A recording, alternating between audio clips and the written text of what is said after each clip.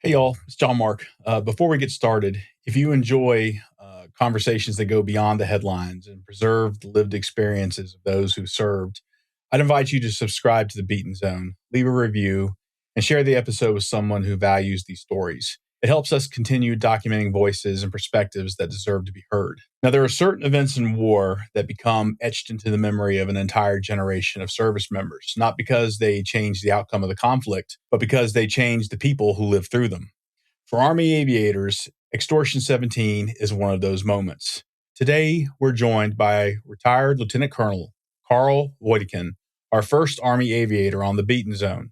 Over a 25-year career, Karl flew helicopters in combat, commanded aviation organizations, and planned complex operations across Iraq and Afghanistan. But he also experienced firsthand the aftermath of one of the deadliest days of the war, a day that forced leaders and soldiers alike to grapple with profound loss while the mission continued. This conversation isn't just about helicopters or military history. It's about leadership under pressure, what happens when responsibility collides with tragedy, how veterans reinvent themselves after taking off the uniform. Thank you for joining us today. I'm John Mark, and this is the Beaten Zone. Ladies and gentlemen, I'm John Mark Wilson. Welcome to the Beaten Zone. It's great to have everyone here. I am honored today to invite my friend, Karl Wojtkun. Karl, welcome to the Beaten Zone. I will say before you introduce yourself, you are the first aviator to be on the Beaten Zone. So case of beer there, good on you. And I'm looking forward to a great conversation. It's great to, where are you dialing in from, brother? So I'm dialing in from the countryside outside Richmond, Virginia. Just a warning, as I'm your first aviator, though, you got to be careful handing an aviator an open mic because we are known to talk just a little bit about ourselves. Hopefully I don't kill you on that one. But yeah, I'm just outside Richmond, Virginia. Awesome. In what I hope to be a nice retirement home out in the country as I continue work post-military retirement. Yeah. Awesome. Karl, I got to ask you, man, you're an aviator. Do you guys have call signs in the Army? Is that something that you guys do? No, never not in the Army. And there's no name that actually even really stuck to me. Right. I've got all the sources of commissioning in my family except for Battlefield Commission. And They were all known as Wojos. And for some reason, Wojo never stuck with me. Like, no one called me Wojo.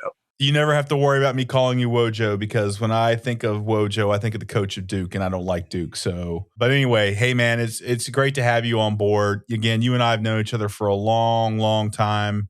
We just recently kind of connected face to face at a military event, and it was great seeing you. We talked about this. You mentioned a couple of pretty big events in military history, that you were part of. And I want to talk about that. We'll hit that later on. But as always, I want to take the first part of our conversation really just to kind of get to know you. So can you tell us a little bit about where you grew up and what your life looked like before the Army? That's a great lead in because it sets the path for a lot of our discussions. I grew up, I didn't ever not know what I wanted to do. I knew that I wanted to be a soldier in the United States Army. Yeah, there were times after I watched Top Gun that maybe I wanted to be a Navy pilot, but I came from an Army family. I just told you, we have all the sources of the commission except for Battlefield Commission in my family. Army through and through. I grew up a military brat. I lived in many, many different places. My dad kind of luckily settled down in the Northern Virginia area. So I spent third grade on in Northern Virginia, but it was still a military family through and through, in the sense that all my friends were mostly military. My extended family, people that I would basically call uncles and aunts, they're all my dad's military peers, most of them Army. Stories like from my uncle Walter, he was a 3-war veteran. When he came by to visit, it was like I was glued to his hip and just wanting to hear stories. Hearing other, Army aviators from my dad's peer group. I grew up calling these people too by their proper titles too. I even still to this day, I call him Colonel Baker, which I'll gladly say his name. He's a really incredible dude, and he's so important in the formulation of who I am and who I was. But a Vietnam vet, Army aviator, 2 deployments to Vietnam, really, gave me some of the stories and of willpower and making it through, and just seeing things through an eye of the Army aviator. It was just how I grew up. Shoot, I was at a live fire before I was age 10. Like I was probably in second grade. Yeah. And my dad worked me into a live. I wasn't even 10 years old. We lived in Japan, and my dad got me to a live fire with the Japanese Ground Self-Defense Force. But I say all that. I say all this like massive like military background. My parents were very in tune with making sure that I was balanced. After that live fire, my dad made sure that we were able to walk down and see the targets. And I remember seeing like these mattresses and stuff that they had out there, or like pieces of something like just torn to shreds by some flechettes and some other munitions that they had launched. Mm-hmm. A couple from some Cobras and stuff like that. They're flying out. I distinctly remember Mercurio's rifles firing. And I remember my dad looking at me and saying, "Hey, Karl, what do you think if that was a human? What would happen?" And man, that kind of learning was very, my parents made sure I saw both sides of war. When we lived in Japan, we were great friends, not only with many people on the economy, but my sister was a competitive gymnast, and she worked out of a Japanese gym. And the owner of that gym was an officer in the Japanese Imperial Army. Wow. And Amazing. I remember sitting with him, and I remember when we had him as a guest on Camp Zama, it was the first time he was back on Camp Zama since World War II, and hearing his side of the story. And then balancing that out with my uncle in Hawaii, who witnessed Pearl Harbor. I grew up with that kind of balance in my life. And I'm super, super happy to have had that, because it kind of just blended me, and it set me apart from a lot of my peers, I think. Interesting, Karl. I think a lot of people, maybe who were outside the military, they think a certain way about military families. Maybe they watch like The Great Santini, or, read the book. Can you talk a little bit about that? Like, what do you think that people mostly misunderstand about military families and the kind of like upbringing that you had?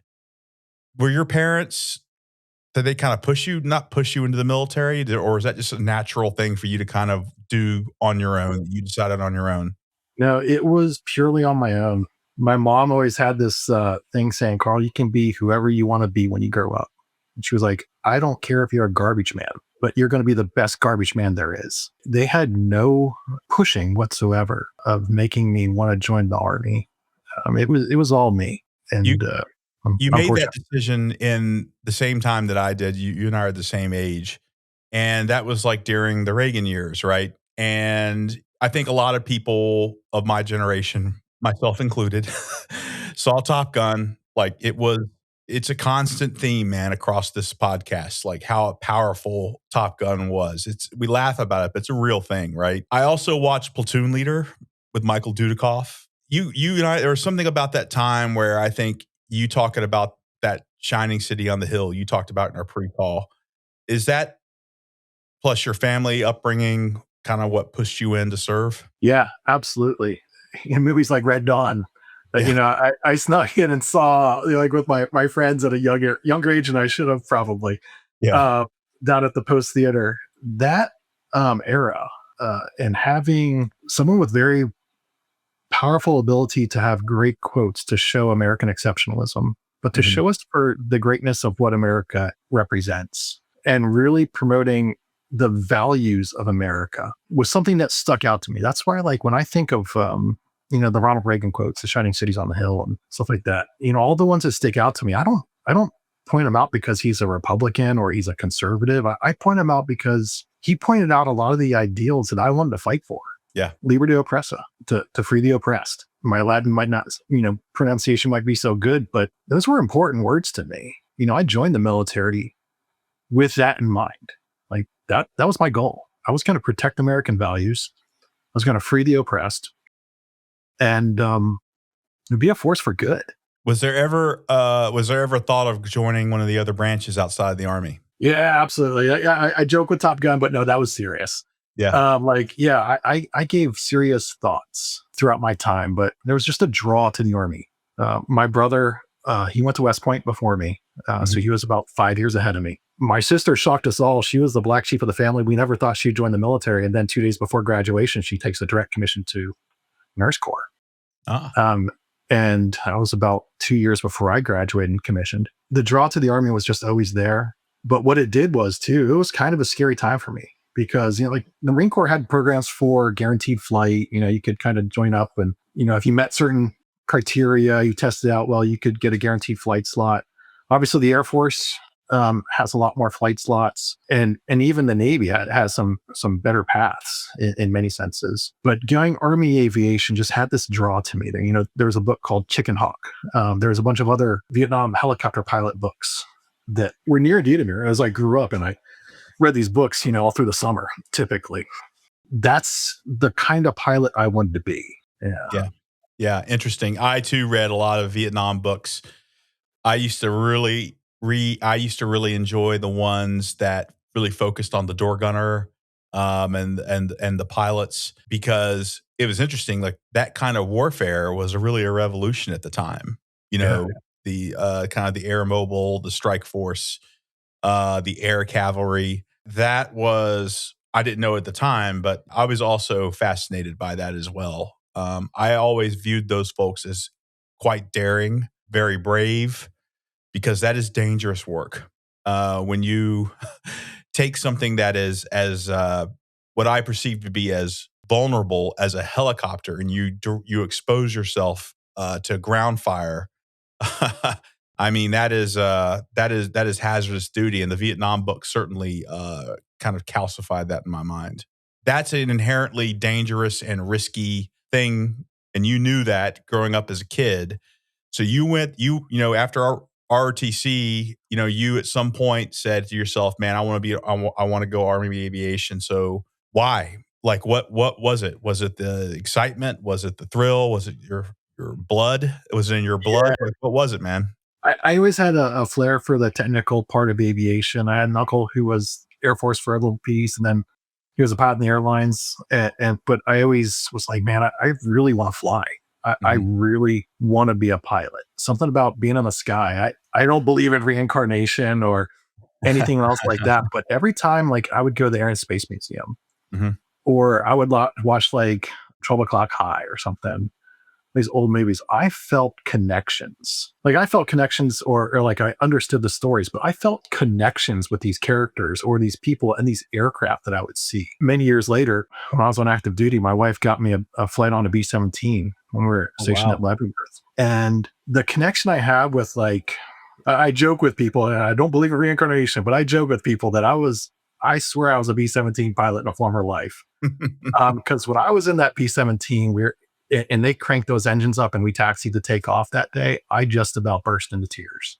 Oh, like the smell of the aircraft, the feel of it. I could just, from my aviation experience, translate it to that aircraft so quickly and feel like, hey, this thing at 30,000 feet or whatever, it's a cold ass coffin of metal and sheet metal that your fingers will freeze to, that you'll have frostbite, that you've got oxygen that can cause fires, and you've got just this danger all around you in this thing. And you and I both know military vehicles, they all have this one kind of canvassy type wet smell to them, mixed with some sort of diesel or in a B-17, you have some avgas type mixed in there. But man, it was like I was home. Yeah. And even when I touch aircraft now and step in them, it's weird. I have that connection to aircraft. So I don't get so much with tanks, and definitely not a submarine. It's got a smell to its own and a feel to its own. But I just had that connection with aircraft that was always there. Interesting, man. So when you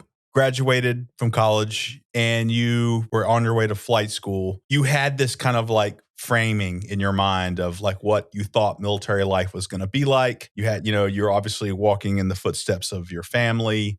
And when you reported to Fort Rucker, were there any misconceptions that you had that you immediately kind of like noticed, like, oh, wow, this is different than what my father and my uncles went through? Yeah. I'm now, this is this moment where you say, I'm now going to be writing my own history as I enter into flight training. One of the things that, as you say that really kind of stuck out to me that's new in my head is that, how you leave your time as a cadet, or you're part of a group. Like you're always still walking around on platoons and squads, and like you've got all your buddies with you. But when you sign into flight school, you sign in by yourself. Like you just walk up to the duty, and you walk up to the duty officer or the desk, and hey, I'm here to report to flight school. And they're like, oh, good. Sign in here. We got class here. Well, just be here at 9 o'clock. And, I was expecting, okay, is there formation at 9? Do I need to, what's formation uniform? What's this? And just being told like, hey, be here at 9. You then had to determine. It wasn't Cadet Wojtkun who was told every single each, in the op order of where to be. It was saying, hey, no, you had to do it. So that kind of really sunk into me right there. And obviously that, as I say that now, as a retiree and with years of experience, Lieutenant Karl had that shock, like, hey, oh wow, this is me. It's all me right now. And flight school in many senses is very much individualistic performance. Yeah. You go through as a group, as a class. I was a yellow hat guy, but it's still very much you perform at the end of the day on your skill sets. Yeah, 100%. I think of all officer kind of introductory courses, right? Where you've obviously gone through your commissioning course. Now you're going in to learn how to be a leader in a very specific field. And I've always viewed those as merit kind of based things. But there's something about flight school, I think, that really kind of stands apart from the rest, simply because of the weight of the responsibility of operating an aircraft. It appears to me, and you'll correct me if I'm wrong, there's an extra level of rigor, I think, in kind of validating someone's ability to operate one of those aircraft, given, for obvious reasons, what is potentially at stake, not just in crashing a very expensive piece of military hardware, but more importantly, the lives of the people that are on board and preserving those lives. So in many respects, flight training, it almost appears one of those things where it doesn't really matter, like where you received your commission, it doesn't matter what rank it is. You've got to meet these standards, and this is absolutely uncompromising, and you're earning the right to fly this aircraft. Is that pretty much what flight school is like? Yeah. You pumped me up too much. But there I was, air medals inverted, slapping me in the face. I could tell stories of how tough flight school was. And it was tough. I'm not going to, the first briefing that we had, I think on that 9 o'clock on that Monday morning or whatever, when we showed up to school, was like, hey, that every one of you here picked aviation as your first choice. Mm-hmm. That every one of you here was probably in the top 10% of your class. Every one of your peers passed a physical that was the most demanding physical the United States Army has. They looked at us and they're like, you are all now at the average. Like, you've now established a new average. And that kind of sunk in. It's like, man, I don't want to pat myself on the back too much after that, very impressive characteristic of high school of, the high performance levels. But you look left and right and you're like, man, I am up against, not up against, but with a group that knowing that some of us are gonna not make it. And it's like, well, crap, if top 10 percenters aren't gonna make it, where am I then in the top 10%? And honestly, guys like me, I worked my ass off to get to flight school. Sometimes I'm amazed I got there. I was a C+ student in high school. I was a kid who didn't do his homework, but I just willed stuff to happen. By the time I got to flight school, things had changed. In our pre-talk and stuff, I mentioned one of my younger catalysts that comes into this is Mrs. McHenry. I don't mind name dropping that one. 8th grade. Good old Fairfax County required 1 week to be dedicated in English class to saying, hey, what do you want to be when you grow up? And you enter into the computer program and out became military pilot. I was the only kid in the class who got it. Everyone else got to do a group project. I did my project for the whole group. I did all the assignments myself. At the end of the week, I brief, and Mrs. McHenry tells the entire class that, Karl, you're the least, of all the people here, you are the least most likely person to ever be a military pilot. The whole class is laughing at me. It's like a scene from a movie where, some preteen kid, pimple-faced kid gets his dream shot away by a teacher with all of his friends and peers laughing at him. Mm-hmm. And dude, I remember walking out of the door of that classroom and just staring at the hallway. And I was like, man, I'm out of here. But you know what? I took a deep breath and I walked right back in. And I was like, F you. I'm going to prove you wrong. Even though I stunk academically in high school and even through college, really. When it came to the military stuff, dude, I was on it, like doggone it. And that's, I carried that. That's the only kind of thing that saved me. When I was looking at my peers that were all like top 10 percenters, and I'm like, I'm pretty confident in my ability to work my ass off. No, that's great. I love those stories of like people remember things like that, right? And just like those moments where people say you can't do something and you just kind of like inject that into your veins and let that kind of drive you on. I'm a big fan of those. Maybe it's because I'm also a kid of the 80s. I, Yeah. I absolutely love that stuff, man. What was the hardest part about flight training? Like you always hear like people who went to Ranger school, they always talk about a certain phase of Ranger school Yeah. where it's like, man, I just don't know if I can do this. Like what was the ass kicker, man? What was the big one? Yeah. So for me, rote memorization is not my friend. Dude, I work hard with rote memorization. And Army Aviation, there's a thing called chapters 5 and 9, and they are limitations, aircraft limitations out of your dash 10, and aircraft emergency procedures out of your dash 10. You will know those. Everything that's underlined, you will know, verbatim. I had instructor pilots that if you didn't know the punctuation in there, like if you didn't put a period here or a capitalization there on, if you were told to write it down in return, they failed you. I had to work my ass off, make so many flashcards, buy so many flashcards, have peers just like sit down with me afterwards and be like, okay, just start naming emergency procedures. How are you memorizing these? And finding out new ways to learn all these emergency procedures. That really scared the bejesus out of me. Why the emphasis on the rote stuff, Carl? I'm Yeah. fascinated by that. Yeah. So that's a great question. And it kind of is one of the things that kind of sets, I think, aviation apart a little bit. There are things when you're flying an aircraft that you don't have time, from Top Gun, you don't have time to think, um, which ironically you do, but you have to understand and have to have memorized the emergency procedures because there are things that have to action in certain times and sequences, or else you can make the situation much, much worse. Mhm. And if you don't understand the actual limitations of your aircraft, well, then you can't maximize the performance of your aircraft when it's called for. It's kind of one of the things that separates Army aviation from civil aviation. Last week, I was talking with a cousin of mine who flies for the airlines, and he said, "Carl, have you ever wondered like how engineers design these aircraft and how much extra they give? And you flew Blackhawks. How much extra do you think a Blackhawk had in it?" And I was like, "Well, I can tell you, it had 0% extra because."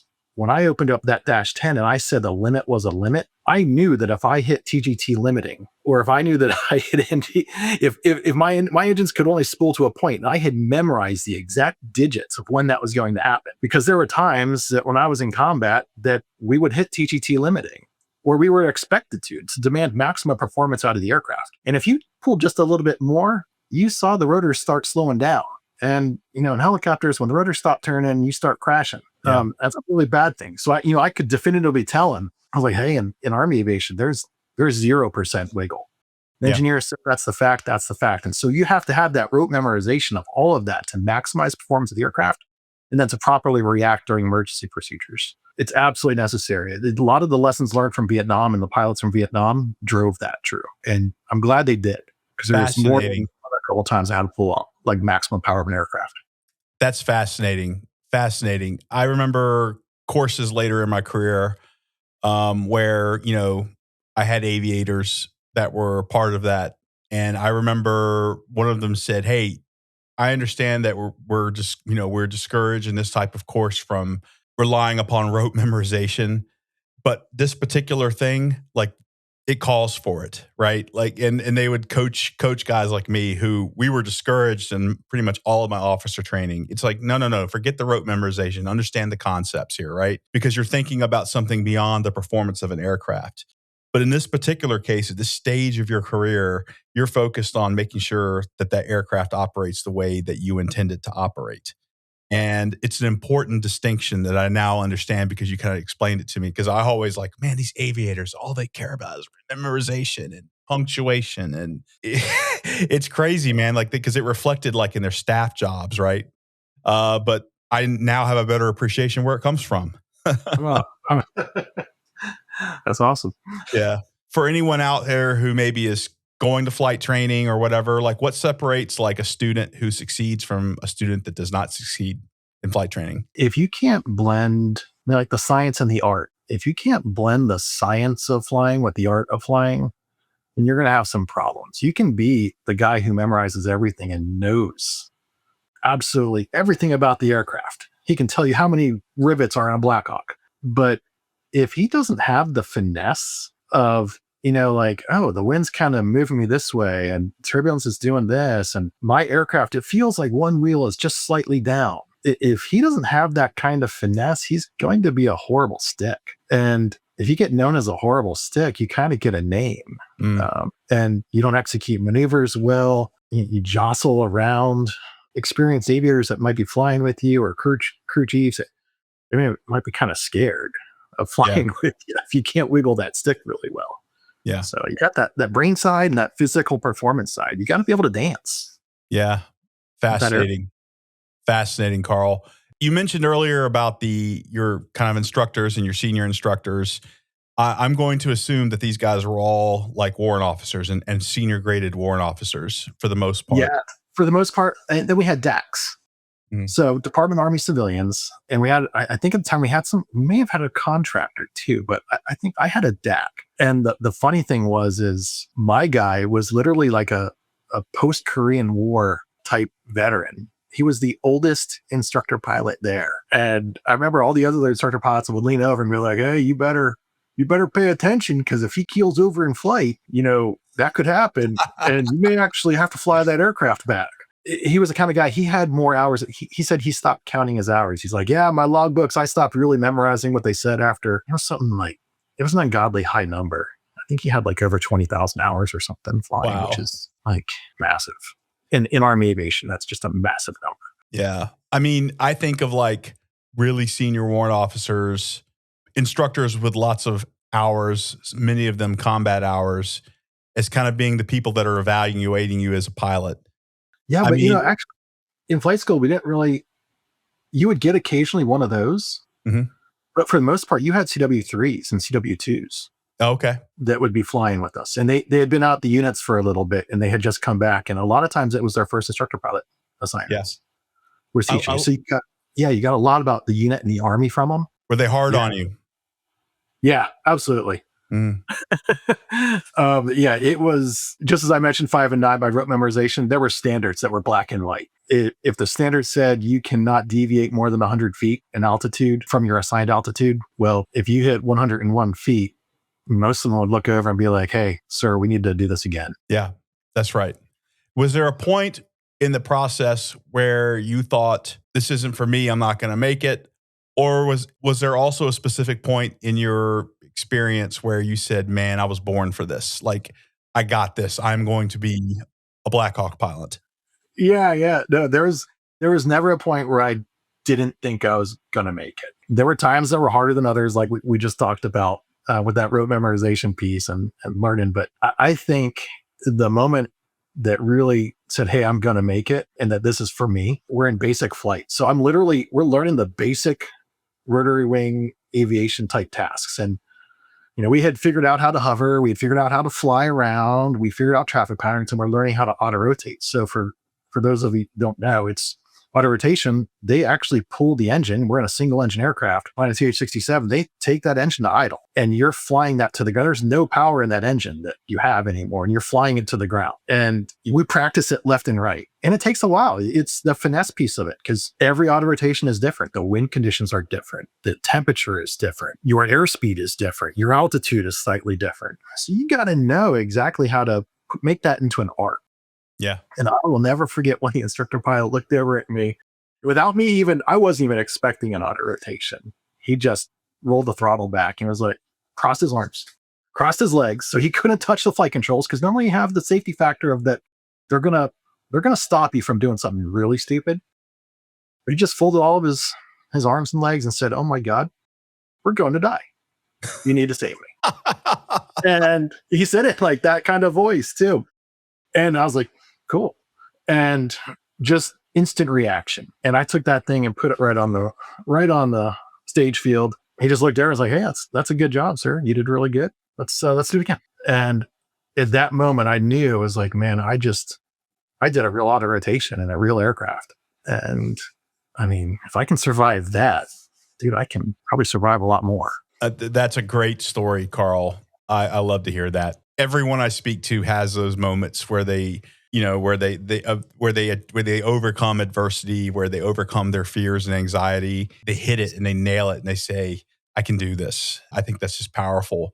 I did want to ask you one final question before we move to your operational experience. You could have gone Black Hawk, you could have gone Apache, you could have done Kiowas, Chinooks. Why'd you do Black Hawks? Yeah, it's a great question, because for the longest time, I wanted to be an OH-58 guy. I was like, I want to be a scout guy. I love vehicle identification. I just love that kind of stuff. But then at the end of the day, I can be a little bit more of a neurotic bank accountant type aspect. I'm a planner. I pay attention to the ones and zeros and execute really long missions. And that Blackhawk mission set kind of fit that a little bit more. Also, at the end of the day, I mentioned that balanced approach that my parents taught me. I like to say I'm a lover, not a fighter, but I'll fight if I have to. But at first, I'm a lover, not a fighter. And the Blackhawk mission set kind of flew into that. Yeah. Like, hey, we'll get into a fight. I'll fight you. But, my primary mission is to make sure people are okay. Yeah. Make sure I pick them up, drop them off, give them supplies, give them ammo, give them water. Yeah. And fly out through winded if I have to. Awesome. No offense, Karl, but like, you're a Philadelphia Eagles fan. You probably lost some major cred by calling yourself a lover and not a fighter, but we'll move beyond that. Yeah. I won't buy it because you're an Eagles fan. So there you go. Yeah, but I do love, I'm a Rocky fan. I am the underdog. And just, yeah, it's funny you mentioned the Eagles because,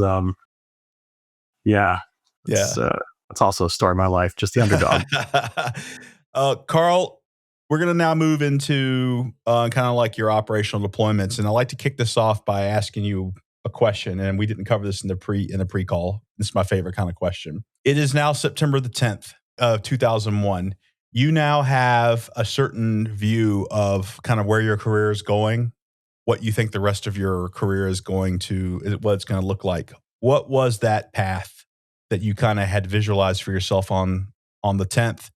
And then I want to see how different it was post 9/11. Yeah. So we were actually on September 10th, I would have been staying up late because I was an aviator out partying all night long. But because I knew the next day we were cycling for nights, we were supposed to do an air assault, some training air assaults. I was a first lieutenant. In many senses, I was very tactically efficient. I had just gotten to the 101st a couple months before, but I needed some training. But I had just gotten myself to the point where I felt a lot more comfortable again back in the cockpit. I got my cage kind of rattled when I got to the 101st. I wasn't where I needed to be. I had a really bad first assignment run. I literally only flew like a handful of hours in Korea for my first year. But by the time September 11th rolls around, I'm feeling tactically proficient again. I'm confident in my warrior tasks. I'm a platoon leader in an assault company. The 101st, like I'm the tip of the air assault spear. I'm where Black Hawk pilots need to be, and I'm a platoon leader. I feel pretty good. I had a lot of confidence. I was young, and then we roll into work late the next day, literally as the towers are being hit. And I remember walking up to our little day room area in the company area, and everyone's like wondering, hey, well, holy cow, we're going to war.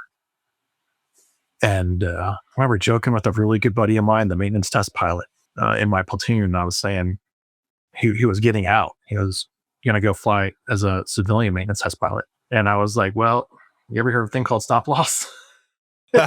Joking with him about it. And but we all kind of had this like sense of just watching the towers fall. We're all kitted up, ready to go to actually do a training air assault, which clearly gets canceled immediately. All flights are grounded across the United States to include ours. And our mission set changes like on a dime. It went from having a sense of, the night before being a somewhat, I said somewhat confident. I'd got my confidence back after having my cage kind of rattled as a younger lieutenant in the 101st, to now being like, okay, I'm pretty confident, but you know what? I'm going to be cracking the books tonight. I'm not going out tonight with my friends or anything like that. I'm cracking the books. I'm getting my aircraft ready. I know the 101st is going to get a call.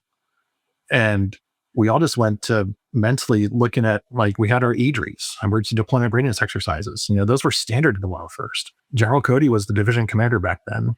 And he did some wonders for making sure that division was truly an air assault division again. He would be in my cage during these EDREs asking me, like, what aircraft, were down and why. And so I what did I do? I instinctively, we went through our aircraft and we were like, man, let's make sure all of our bags are packed because we're probably going to get a call here soon. I went from that somewhat confident to, okay, hit the books, study hard, execute, and be prepared to execute in the near future. It was quite the turnaround. And of course, Fort Campbell, where the 101st is, for folks who don't know, Fort Campbell became a major focal point for early deployments. The 160th, of course, because they support our most elite special operations units. A brigade of the 101st, I think, was, one of the first kind of conventional units that was to go out the door. So it must have been very much in front of you that this is imminent, right? Like this is something that we are now on a completely different footing than we were on yesterday. 100%. Yeah. And pretty quickly, they actually split our company. In the run up to putting boots on the ground in Afghanistan, we knew we had warning orders to deploy. And in all that time, we were just prepping. But they split the company. Mm-hmm. And I had actually been promoted to captain, but it was not only it was stop move. And so at the 101st, I didn't leave the platoon leader position. I stayed as a platoon leader as a captain, which was, I wasn't complaining because I didn't have to be an AS3. I got to stay down in my platoon. And, so I was kind of excited about it. And when the first 5 at 101st pushed out 5 Blackhawks from our battalion and the company commander took those forward, I was a senior officer in the company, in the remaining company of 10 aircraft. And so I took command of the 10 aircraft. And that was also quite the gear shift because I went from being a platoon leader, pretty green, to now being a very, very green company commander in the 101st. I was even kind of scared to call myself a company commander in some aspects. Yeah. But I had 10 aircraft and I was still doing JROTC, and that all had to go on. And we still did our training just as if we were a company. Yep. At this time, Afghanistan's going on. You, of course, are looking at the terrain. You're looking at the maps.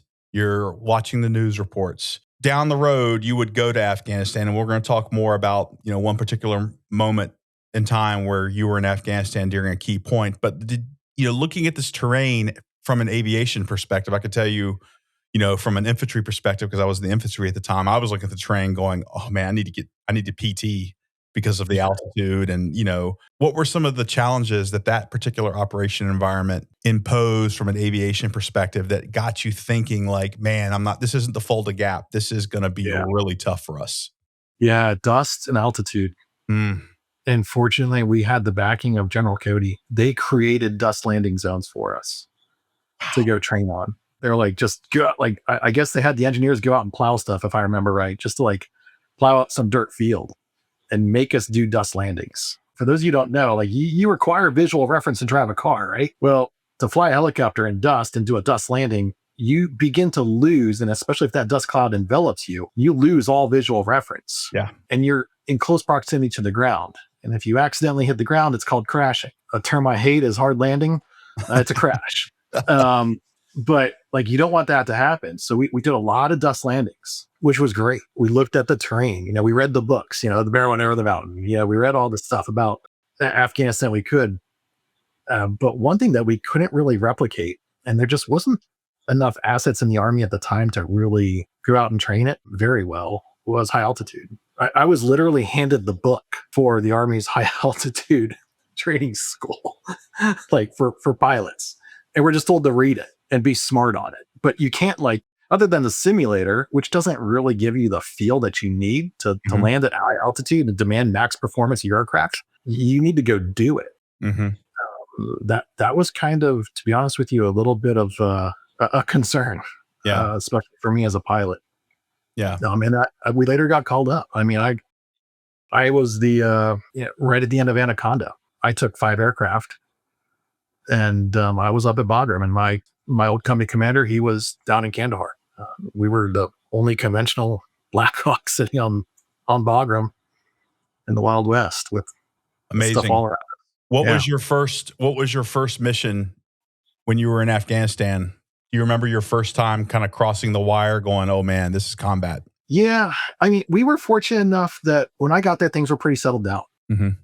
Anaconda had wound down. So I was fortunate enough that a lot of our missions in the very beginning were fairly routine. We did a couple air assaults, but the first one that really caught my eye, and really made me think was our very first air assault, actually. It was at a pretty considerable distance from Bagram, and we flew winged and tanked, which is a high drag profile for the aircraft.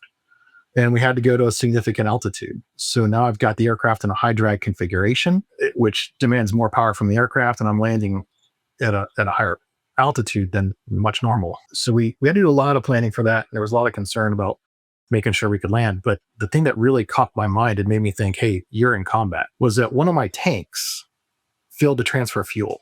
So I'm halfway through the infill and I'm running my fuel numbers. I'm like, oh crap, we don't have enough fuel. And there's no like series of cops at this time to go land it and get fuel. There's no friendly forces. It's Bagram and Kabul. That's it. And I'm like, great. What do I do? And then so I had to do the whole aviate, communicate, navigate type thing. I ran emergency procedures. I looked at things.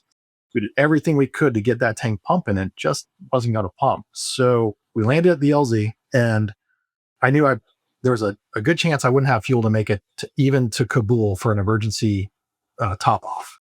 But for some reason, when we hit the ground, the fuel tank started transferring fuel. And hey, dude, we're on the heels of Anaconda, and I know I'm a mortar magnet. An aircraft on an LZ is a mortar magnet. But I also didn't want to become an infantryman that day. I didn't want to park my aircraft and then go fight with the infantry until someone else picked me up. I had to make a calculated risk on the spot. Like, okay, hey, listen, I'm whipping out my E6B flight calculator, seeing how much fuel I need real quick, doing the calculations. I'm like, dude, at this rate, if we can sit here for 5 minutes, I think it was around 5 minutes, and we keep on dumping fuel into the main tanks and we take off and nothing more transfers, I'm pretty sure I can make it to Kabul. And that's what we did. But it's just 5 minutes of pucker factor. All those Vietnam stories were coming back to me. All of our, intel briefings, all that stuff that happened in Anaconda, my aircraft getting hit on LZs, en route to LZs. Those were all running through my head. And that's when I realized this is combat, dude. But I also remember Mrs. McHenry. And I was telling Mrs. McHenry, you're not going to win. Carl's going to get this aircraft home and his crew. That, Karl, is a fascinating. I want to drill into this a little bit because this is one of the key things that we really try to understand is like dealing with pressure at the tip of the spear. I mean, this is it, right? If this were me in the aircraft, I'd have fallen to pieces, man. And this is, so you're doing all these calculations under incredible duress. Your crew, they're going into action, executing like specific tasks. How did you guys come together as a team trying to do this problem solving, literally life or death problem solving while you're in a hot LZ, man? That's yeah. No, that's a great question. Crew resource management. It's got many different names depending on whether you're the civilian flying world or the military flying world. You're taught it at a very young age, especially like as you start to learn how to fly Blackhawks. It's no longer about the individual. You start to learn how you've got a crew chief now flying a 2-pilot aircraft. You can give each other and assign tasks. It's almost like it's to me, it's not really much different than basic troop leading procedures in your Mad Minute when you take over. That as a cadet, as a squad, you're given a situation and you've got to quickly assign responsibilities and then trust them to go carry out those actions. So like on that day, I specifically remember the other pilot walking through with a crew chief, what he thought was the problem with the tank, and the crew chief jumping out to inspect the actual ports where, the fuel would come out of the tank and in through the wing pylon system into the main fuel cells, wiggling the tank if he needed to. We're thinking about all these things. And that was his job. So he knew he had to get out. Then my right gunner, I made sure he was on the gun. We had very limited fields of fire because I had a tank there, but his job was to look out and make sure like, hey, if anything starts happening around me, like mortars start happening or something like that, we're out of here. You keep your eyes outside. I was the guy on the E6B flight calculator, which is nothing but really a circular slide rule, finding that magic fuel number about when we needed to take off again. So I just assigned tasks. We executed. And we really didn't have time to think about it, to be honest with you. We just executed. The other aircraft at your chalk, I'm assuming that you guys had multiple turns you had to make, or maybe this was one turn. But what were the other aircraft? What were the other aircraft doing at this time? They had taken off and they had loitered just a little bit. And if I remember clearly, they actually were kind of providing some overhead cover for me because we did have enough fuel reserve. Their aircraft had enough fuel reserve to do that kind of stuff. Well, I sat down, but I also had to as the air mission commander, communicate with the other aircraft and say like, hey, listen, if I can't take off in 5 minutes, my intent's going to be to shut it down. And we worked out an extraction plan for me and my crew. And then we would fight what would happen if we left the aircraft there. Yeah. Fascinating. I mean, it does speak to, you have, in addition to operating the aircraft, you're also responsible as the air mission commander for the larger mission, right? And then you're supporting the ground force commander and his, operational intent. You have these three things in your specific role that you have to juggle. And I'm trying to paint the picture there for our folks who are listening in. That is a level of resiliency, right? Just the ability to do put things into separate buckets, to focus on this problem at the same time thinking about this problem. You can't do that alone. You have a whole team to help you do that. And I think that's just a very inspiring story, how you were able to problem solve and get it done. Yeah. You got to fight your aircraft. You got to fight your team, as the air mission commander. I was fortunate enough, it was just me and my aircraft. Yep. At the time. There wasn't other flights of aircraft out there. And then obviously the ground forces commanders, platoon size element, make sure I'm not hosing him in his mission, because I'm there to support her. So it's fascinating. Now, at some point, you would also go to Iraq. Were you part of the initial invasion, or were you part of one of the subsequent rotations? Yeah. I did a second quick tour to Afghanistan where I was a battle captain for a handful of months as an OC. I showed up to Germany and they sent me to Afghanistan for a couple of months. I remember that. Yeah. And then I was like, hey, my wife's never been overseas and here you are. I'll just leave you here. I know. I'll go to Afghanistan. I'll be back. But I did that. But then Iraq for me was the start of my Iron Major time. Mm-hmm. And for those of you who don't know it, Iron Major time is, these are key and developmental jobs as a major. That those OERs and that time, starts really counting towards how you're going to progress for the rest of your career in the Army. And, that magic number of 20 for retirement, you kind of got to perform. You're a major now. You got to perform or else they can kick you out. Fortunately, it was the war. They weren't really kicking too many people out. But it was a pretty big gear shift for me, because I was no longer, obviously flying aircraft, but no, I was responsible for making sure that back then it was MNDB for Baghdad, Multinational Division Baghdad, 10th Mountain Division. I was in the G3 Air. I was coordinating like a UPS guy, all the deliveries of who's going to get their stuff on all the circuit routes around MNDB. We would rack and stack like some 300 mission sets a day, or potential mission sets or requests. And then the next day we would put them into some sort of logical sequence to execute. We would hand it off to the aviation brigade. They would really make it executable. We would get the missions back. We had published the mission sets for everyone out there in the field that needed a pickup or a drop off. And it was just round cycle, a 72-hour cycle that just kept on repeating the entire deployment. It was kind of like mind-numbing work. And we had some cool stuff, like we would fly VIPs around or other people around, but it was mind-numbing staff work. Yeah, that you're absolutely right. And in some respects, I think we all love our platoon leader time. We all love our, troop time. But in some respects, the Army, when it's commissioned officers, they're really cultivating leaders who are going to be what I would consider to be institutional leaders for the Army, right? And that really starts at the major level, when you start like leading in a different kind of way at a larger kind of organization. So all those lessons that you learned as a platoon leader and as a company commander, working with troops, at the tip of the spear, downrange, that is, you not just earning your stripes as an aviator, right? But it really is meant to prepare you to become an Army leader. And I've always felt that. And it sounds like, looking at your career trajectory, you were able to rack up quite a bit of hours in operational environments leading up to your time as a major, which that's your generation of aviators compared to some of your predecessors. You guys racked up some serious flight hours in combat. Yeah. When we went to flight school, they actually told us, you will probably never see another senior aviation badge here. on an officer. And they told us, if you want that, then you need to become a warrant officer. Joke was on them, because by the time 2005 rolled around, 2008, when I was on division staff, I had 2,000 hours. Wow. I was just buying my time out to not only get senior, but master. Yeah. That's pretty remarkable, Karl. I think one of the things that I wanted to ask you before we really talked about extortion, was there a story, kind of a time before your time there, in Iraq, and then your later part of your career, where you had a real learning moment? Yeah. Where you said, man, that was a screw up, that was a cock up, or that was a stunning success, and I am going to carry this with me for the rest of my life. They're kind of one of those moments that you could talk to us about.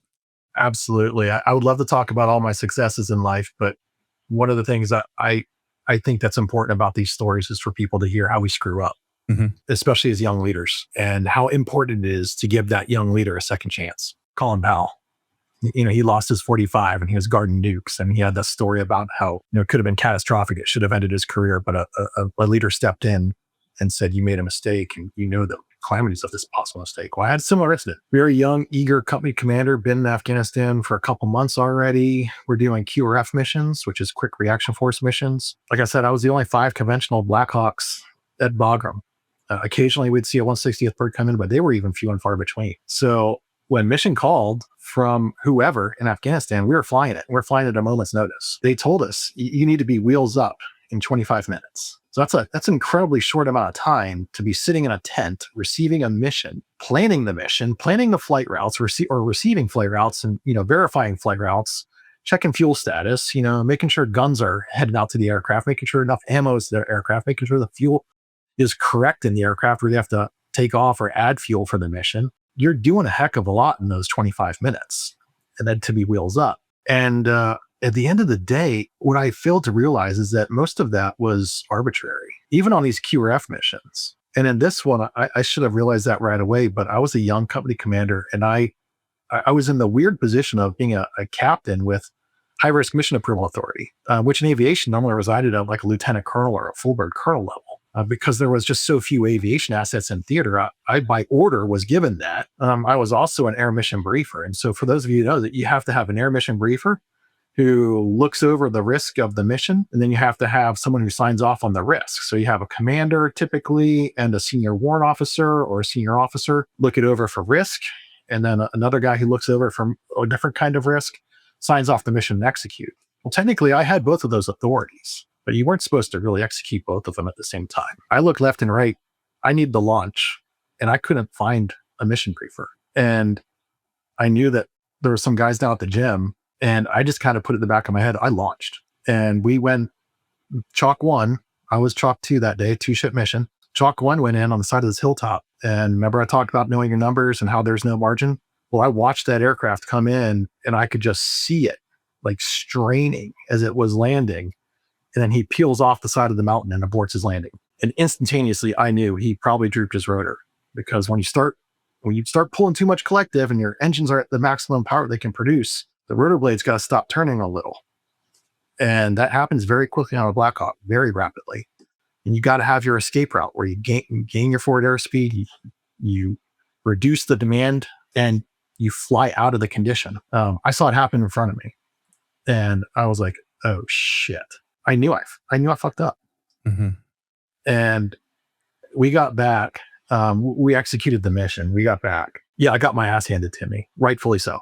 But I had an incredible kind of like OIC above me. It was my little detachment as a company/detachment commander of 5 aircraft. It was a major.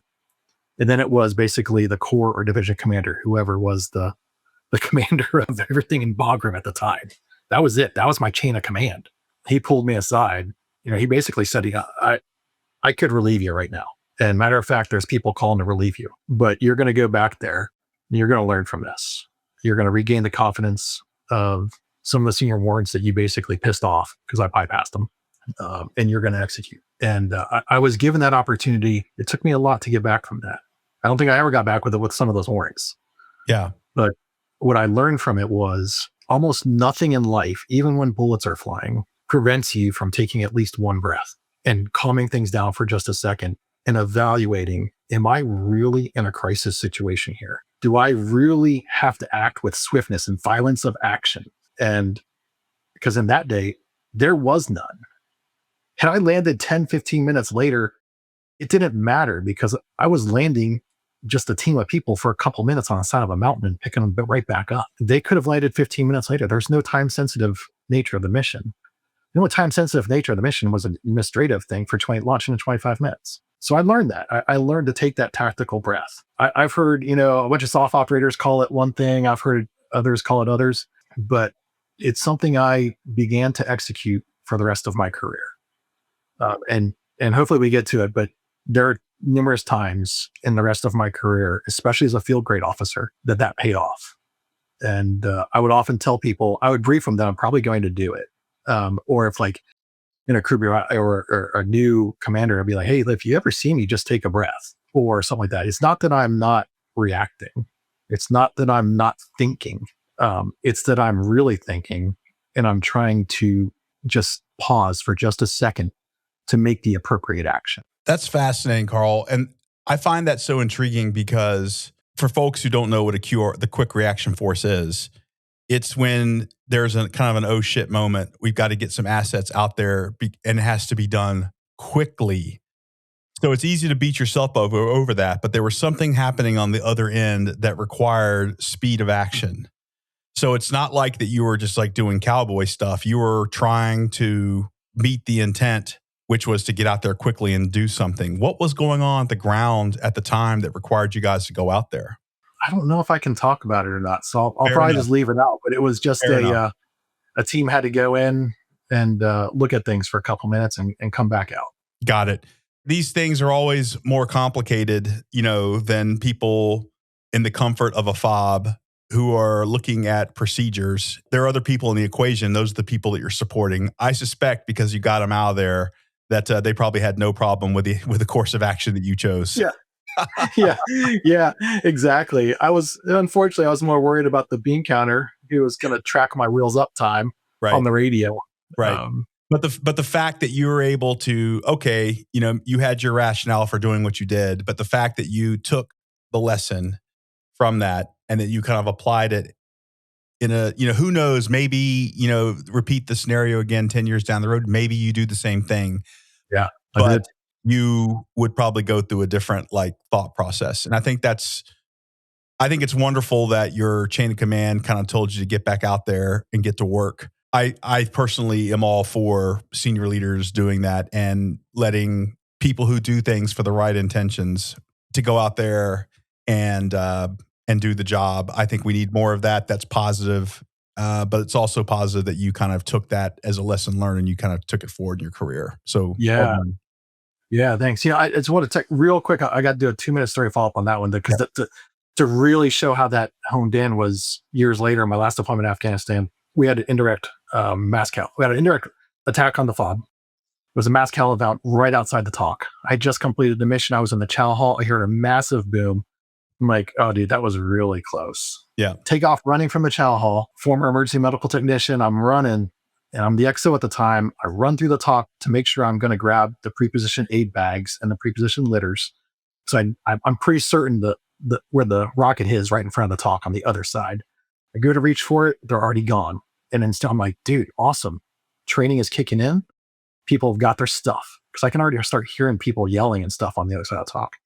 Get to the other side of the talk and it's just craziness. We have 2 local nationals or KIA. They're clearly not going to make it. It hit our smoke pit and people were out there smoking and joking. Traumatic amputations, gruesome wounds all around. And you could still smell the explosives from the rockets. And there's threat of more rockets coming in. It was multiple rockets that hit us already. There's people literally sitting in the bunker. And I just put myself right in the center. I'm right near where the rocket landed. And I did it. I just did that. And I look around, my EMT training kicks in, everything else, and I start assigning aid litter teams. I become then, after I do all that, part of an aid litter team. Well, many years later, my former NCOIC, when I was a 3, he was there. He was suffering from some serious PTSD from the incident. He calls me up just a couple of years ago and he says, hey, sir, what does a BVM stand for? And I was like, oh, bag valve mask. It's like, I'm so sorry, I didn't know what it was, because you asked me to go get one to perform aid on this one soldier, and I didn't know what it was, and I was embarrassed when I told the medics that, I need a BVM. I don't know what it is. I just need a BVM. The medics all figured it out. They got it out there. But the other thing he said was, sir, when I turned around and you were standing there, literally with like dust in the atmosphere still, your image of staying calm, standing in the center of the storm, was that you were in charge and everything was going to be okay. Had I not learned that breath technique, I probably would have been a lot more jittery, flying around. But just that one breath allowed me to see something really clearly and be able to react massively to a situation that was pretty chaotic. Wow. That's great, Karl. I love hearing that. I want to kind of pivot a little bit now. For many in the military aviation community, Extortion 17 became one of the defining tragedies of the war in Afghanistan. It's easy for us to do a blow-by-blow account of what happened that day. I'm sure that's been done on other channels, and I'm certainly not going to drag you kind of through that. So rather than focus on speculation or hindsight, I really want to understand like what it was like to experience that moment inside the organization that was responsible for supporting that operation and our response to it. I guess before we kick that conversation off, Karl, can you give us a little context about Extortion 17 and kind of what happened that day, kind of at a high level? Yeah. Aviation task forces that were not 160th. That was me. I deployed with that aviation task force with 210. I was the S3 during the initial parts of deployment. And one of the mission sets that we picked up was supporting whatever soft units in the area needed support when 160th wasn't in town, which was unfortunately pretty often. I mean, the war was at its height. It was a surge. CH-47s were hard to come by sometimes. They were, very tracked assets. Nightly, what we did is we set up a way to support the soft community. Had a dedicated team of very, very experienced captains. We always hand-selected crews. We hand-selected air mission commanders for each one of these missions. And we worked directly with, in this case, it was clearly SEAL Team 6 or Ranger units or soft units that were in the area, or other agencies that were in the area. And we would work directly within their targeting cycles. We would get all their updates throughout the day. My planners would come in mid-afternoon. They would typically understand which target packages are going to go after that night, and then they would make a decision. Then we would quickly build flight routes and, co-advise with the ground forces commander about which LZs we would use. And at the time, the LZs in Afghanistan, because of some of the natures of them, because they're high altitude, dusty environments, they had to be briefed at a certain level. Typically, like a field grade officer like myself, or a select group of people would be able to brief them. And sometimes they even had to go all the way up to the brigade commander to get approval.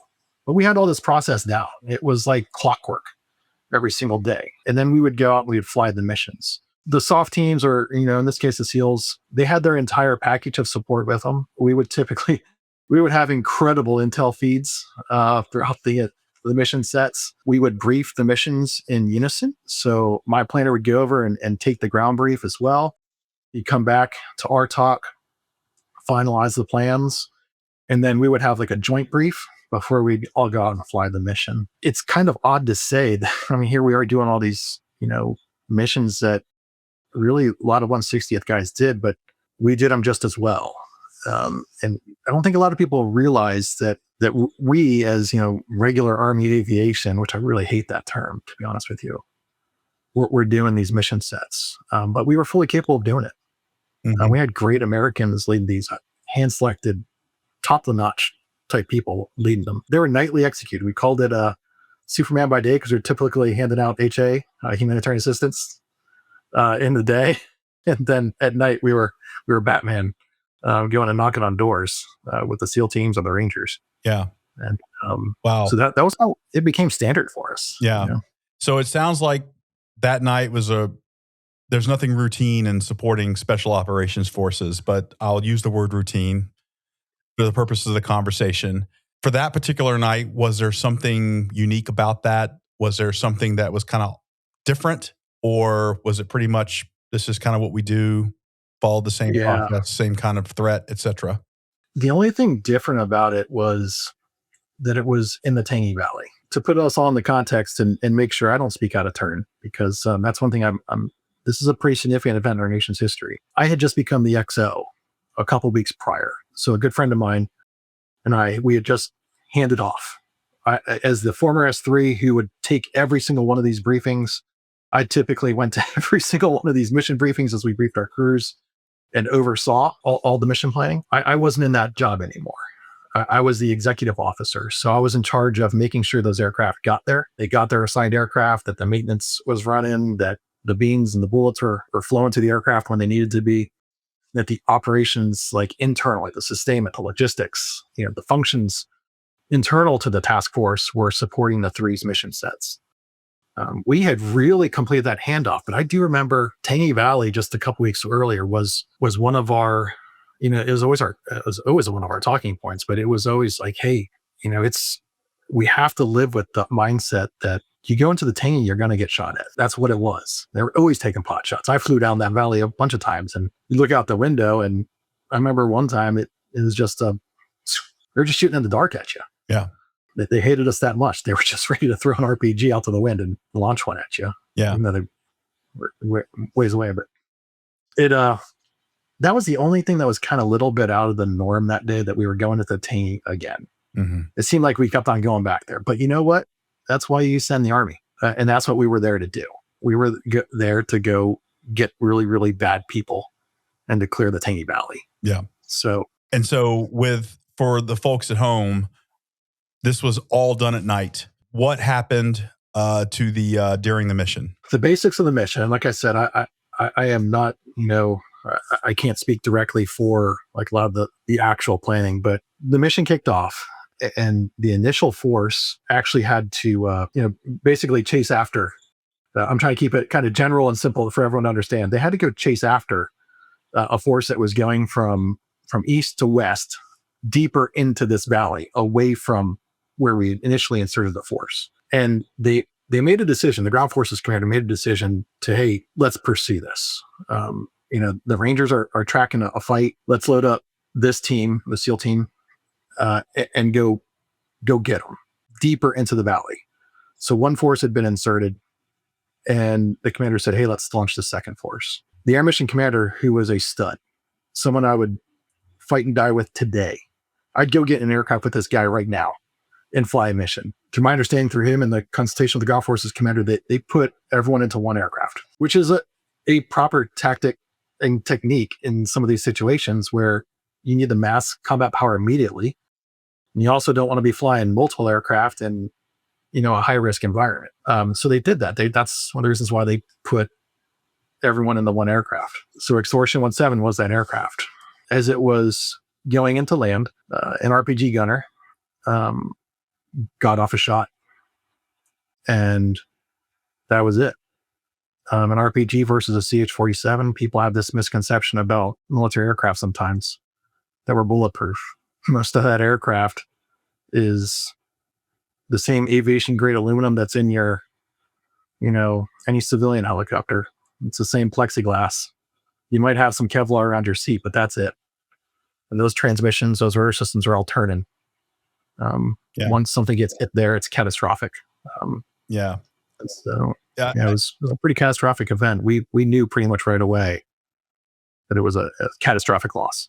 Karl, not to drag this out, drag you through this, because I know this was a difficult experience for you and all of your teammates, but I do want to provide some context for our listeners. So the resulting crash killed all 38 people and a military working dog on board.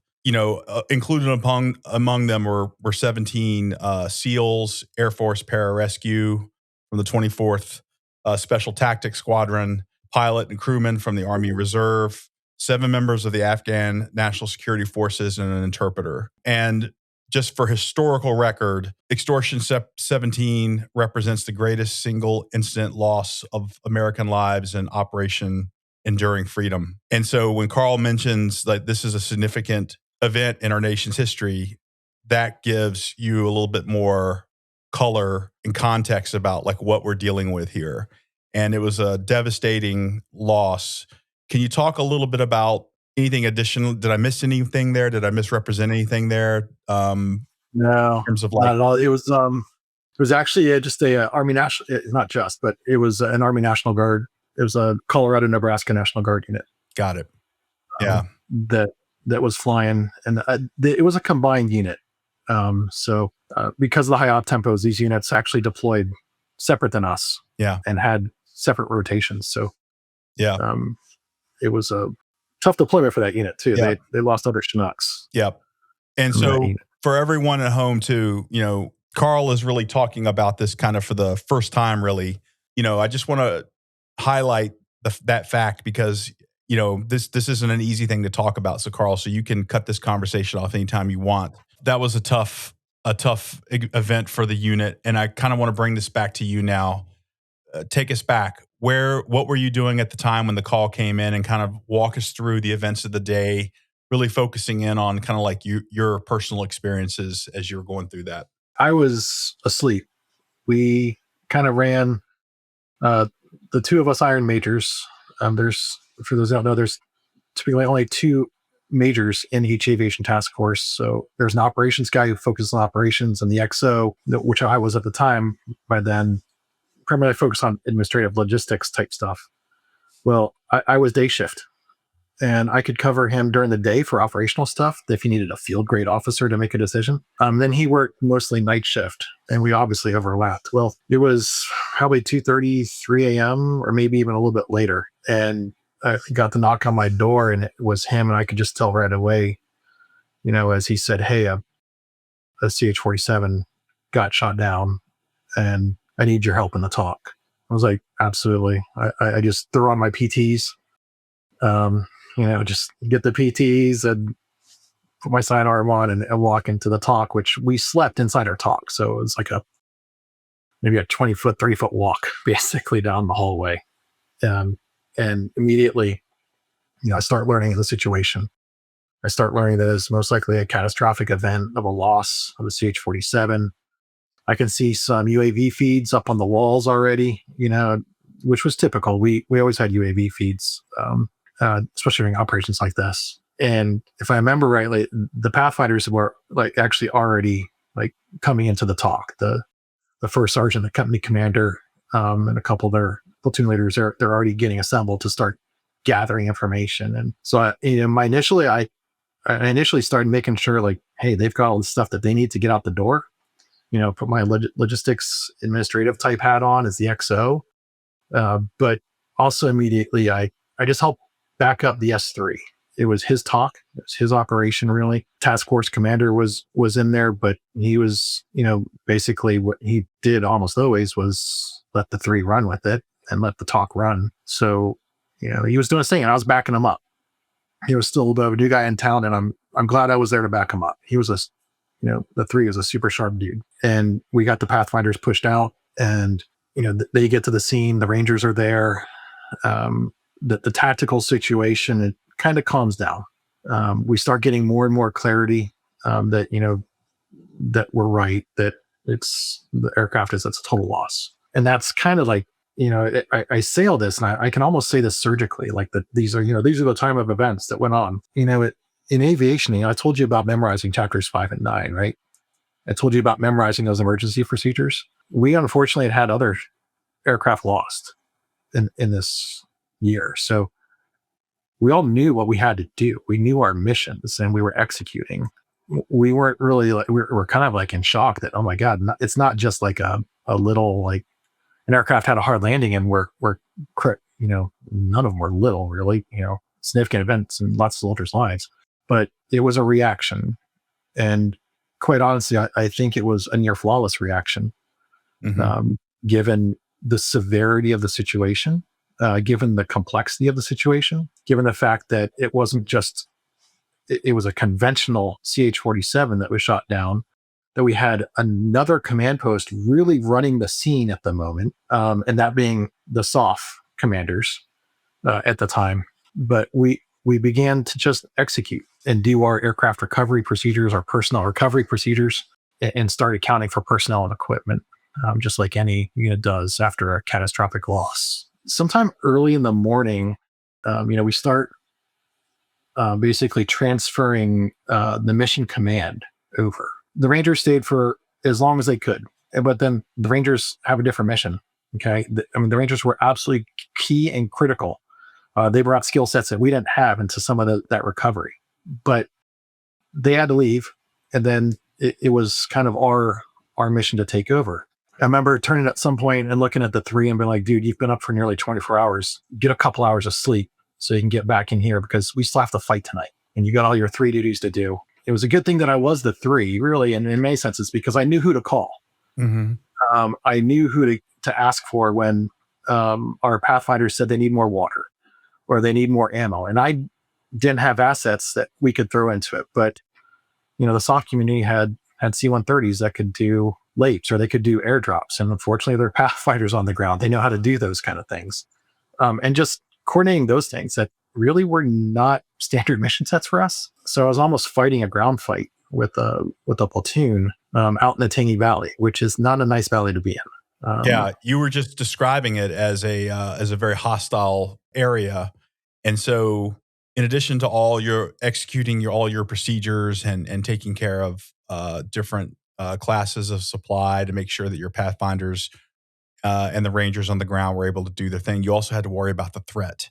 Did you see any evidence that the threat was trying to exploit this at all? Did you guys pick up any enemy activity as converging on the crash site, which is always the worst case scenario?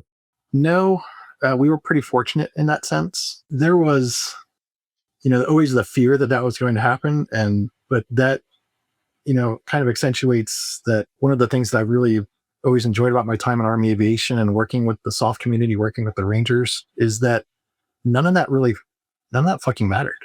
Mm-hmm. Those Rangers were going to the objective. Yeah. An American aircraft just got shot down, and they, hell or fucking high water, were going to make it to the objective. And our Pathfinders were going to go in and secure it. So it really almost didn't matter if there were reports, and we were very cognizant that, any sort of success by the enemy, especially a catastrophic looking success, could be exploited. The subsequent insertions to put the Pathfinders in, they were greatly helped by the Rangers being there. So we didn't have to, a lot of things fortunate, and that's one of the fortunate things that happened. So the violence of actions by the Rangers to go secure it, our Pathfinders going in and then securing it. And then the absolute sheer amounts of firepower that we had available to us kind of put the tactical situation a little bit at ease. And it wasn't easy, but that immediate threat, I remember it being there. But yeah, during our pre-call, Karl, one of the things, the best thing about these conversations are the little things that, we often miss when we talk about things like this. You made an observation, something that really caught my attention. I described it as a catastrophe, and you made the point that you didn't really like that term catastrophe. You viewed it as a mission. Yeah. Could you talk a little bit about what you mean by that in kind of terms of you and how all your teammates kind of responded? Because I think there's some really valuable learning there. Going to the sound of the guns, it's not natural for people.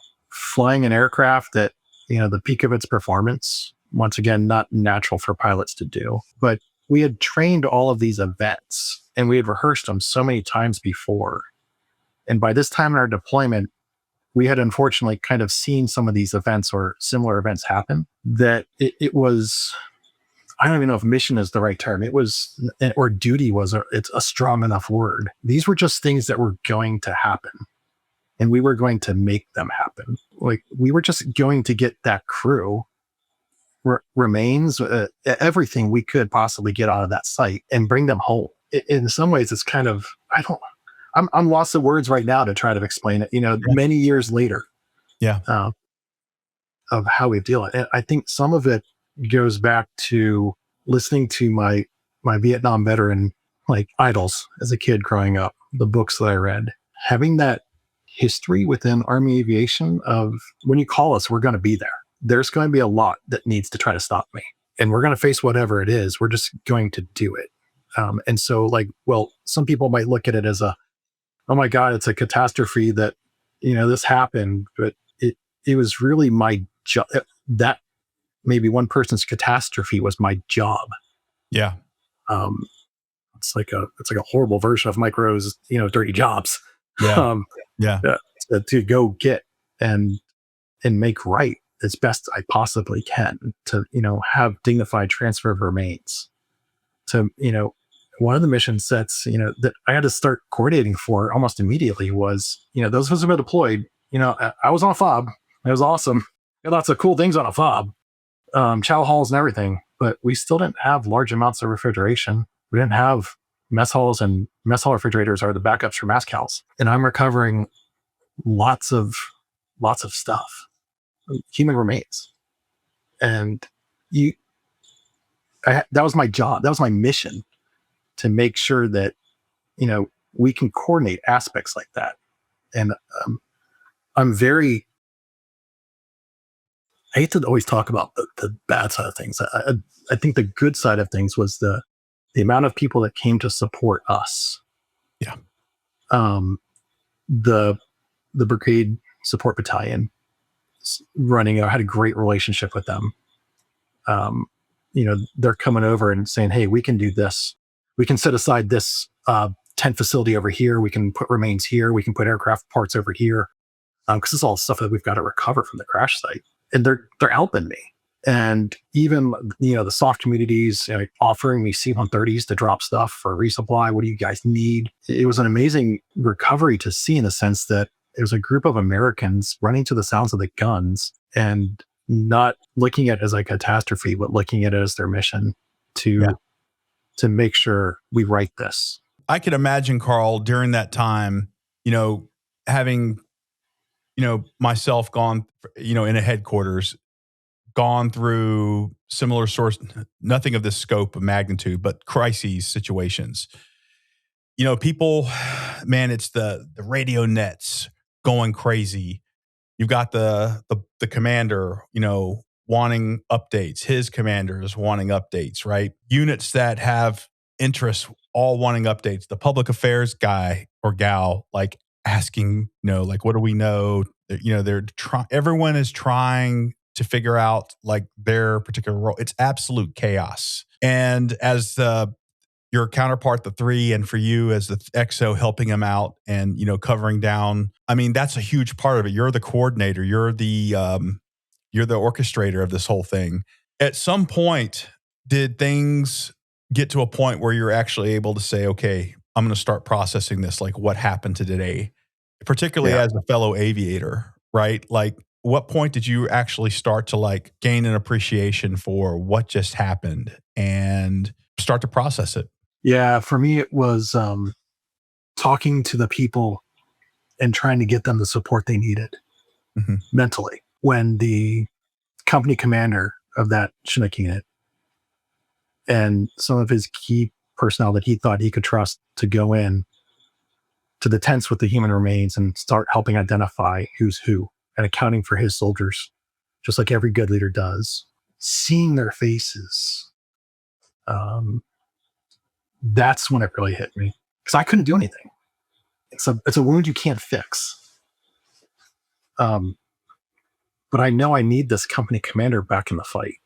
And I know I need to somehow help him.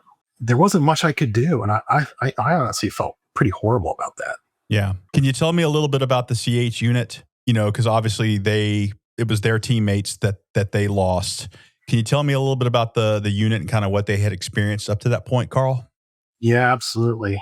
So it was a Colorado, Nebraska National Guard unit, all very, very experienced aviators. One of the good things about National Guard units when you're serving with them is typically they're really high-time pilots. They're great pilots. What they sometimes need help with is fighting as a bigger unit, but that wasn't the case with these guys. These guys had been there for a while. That company commander had already lost an aircraft with him in it up in the northern sections of Afghanistan. They had that process down of what to do when you lose an aircraft and have injuries. And it was a great unit. But the other thing about National Guard units is they typically know each other in a civilian sense as well. And I think that sometimes makes it even more challenging for them when they experience a loss. Yeah. Because, you and I both know, hey, in the military, oftentimes you call each other by the last name because you don't want to know their first name. That's not really the case anymore, but you have that, mentality of, I know you for 1-2 years. But even in the military, a lot of times I might not know someone's spouse, especially when we're deploying all the time. I know them, but I don't know their spouses and their kids and their families. These guys know them all. Yeah. Much more tighter knit units in that sense. Did you guys have to send that unit out back on missions rapidly? I know the soft units have an insane operational tempo. Did you have to send that unit out, or did you give them a time to kind of gather together? I can't remember exactly anymore. I think they may have had like maybe a 24-hour period. Yeah. But they wanted to. We all did. We were going to go get that fucker and kill him. Yep. Whoever shot us down, we're going to go fucking kill him. And we did. Yep. Yeah. The human side of it too was kind of unique to see. I think from my perspective, I actually I told you I'm a lover, not a fighter in many senses. But by this stage of my career, this is the fourth deployment, luckily my last. But I had this weird sense of like, we had just very little sleep for 3 to 5 days after this happened. Yep. I was struggling with like, hey, let's just fucking kill these people. Like, let's just kill this dude. Let's just go find him and kill him. And I it personally cursed the rules of engagement. Like it was personal. And I remember struggling with it, like just mentally, the romantic education of Karl when he was younger. And I remember at the memorial ceremony, just having these thoughts. The bugler's literally playing taps. I look up, and in the back of my head, I was like, man, I really wish another figure from my childhood, Father Albertson, was here. He's a Ranger tab wearing chaplain. Mm-hmm. I knew before he was in between service in the Army. He had come back in the Army. I saw him once in Baghdad. And then I just remember thinking to myself, my head was down, praying. I said, man, I wish that guy was here. I look up, back of the name tape right in front of me, Albertson. And I was like, holy cow. I slap him on the side of the shoulder. And he was either like the division or the corps chaplain at the time. And he was just there for the ceremony. And he looked up and he's like, Karl, oh my God, what are you doing here? And I was like, yeah, I'm the XO. And I don't remember exactly the conversation I had with him, but remember, KG, the beginning of this conversation, I'm actually kind of struggling a little bit with like just like going out in cold blood and killing somebody. Yeah. He looks at me and I don't remember anything he said. I don't even remember everything I said to him. But immediately, this guy is such an incredible chaplain, an incredible person. He prayed over me, tapped me on the shoulder, and it was like I had I drank my canteen, I got my ibuprofen, and I was back in the fight, dude. It couldn't have happened at a more key time. And I don't believe in providence or like I said, I don't believe in predestination type stuff, but then I do because of events like that, where you just look up and that was the guy I needed to see. And he put my head right. All that stuff I talked to you about was gone in an instant. And it helped me a lot because there was still a lot of work to do and just playing the XO role. And then also trying to play mediary between some of the demands of all those PR type people, all the commands that wanted storyboards, endless storyboards out of this. It was just ridiculous. Yeah, man, I can only imagine. I did want to touch on a little bit, Karl, about support to the families. It's an important part of this. And the Army, the chain of command, they all have duties and responsibilities to the families of the fallen. Can you talk to me a little bit about that? Nothing easy about that task.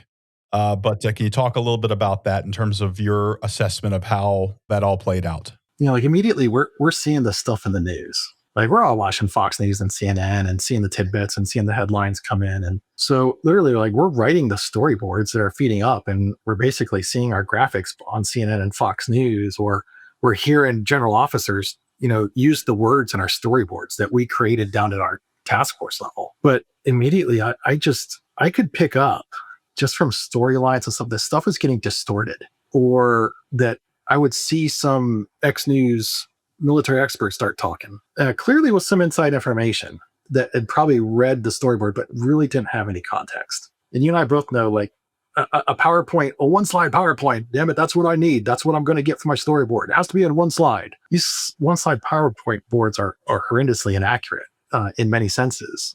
But that's what these guys went off of. And I fear that that's what a lot of these GOs that inserted themselves into the problem set, a lot of the politicians that inserted themselves into the problem set and started talking to families and loved ones with, they went off of that information and they spoke with confidence on the situation to people who lost loved ones off of storyboards that off of a PowerPoint presentation. Mm-hmm. That was really their expertise. And I just, many, many years later, I've thought about this, and surely that's what happened. Yeah, 100%, man. That is one of the things about the modern battlefield that, and just think about like how much it's changed since that day. Now you have information moving 20 times as fast, and now you don't have talking head, generals on Fox. Now you have armchair generals on social media. You don't know who they are. They have a persona, right? Yeah. And driving narratives. And it's a natural reaction for family members to want to get on social media, try to get the latest what's going on. It is horrible, man. It's a horrible reality of the modern battlefield when we start talking about that kind of stuff. You no doubt saw the best side of Army culture during that situation. You talked about it, with people giving the extra effort, people covering each other, that laser focus on the mission. Did you see anything where the Army, the unit, kind of fell short in the event and in the support of families? I think there was a general lack of access, and I don't want to turn this into a finger pointing thing. I kind of look at this as, hey, if I had 20 years later, almost, to tell a guy in the Army right now, I'd be saying like, hey, listen, in this event, we should have had the leadership on the ground really be the ones speaking with the families. Mm-hmm. The families should have been getting a lot more truth of front up what happened. It's not that they weren't given truth necessarily, but it was just that it was probably given to them in pieces and off of storyboards by others, and not the leadership on the ground. I remember specifically one time the rear D commander. So rear D, he's got a tough job. He's sitting in the rear. He's just pulling information what he can from downrange and trying to feed it to the families. And made worse is that, this rear D commander is at Fort Drum, New York. And this is a Colorado, Nebraska National Guard unit. So he's really stretching his ability to communicate. I had a flat out refusal by a commander to go talk to the rear D commander who had someone on the phone. I won't name names, but I was shocked. I don't know whether it was fear of being able, of speaking out of turn, or for releasing classified information, because this was SEAL Team 6 for all, we're never supposed to talk about it, but just shouldn't have happened that way. Yeah. Commander should have been jumping up to go talk to that family. Yeah. 100%. Did you end up having to pick up that responsibility, Karl, as the XO, or did someone? Yeah, I gave what information I could to the rear D commander, but there was nothing I could really do. They wanted to talk to a commander. Yeah.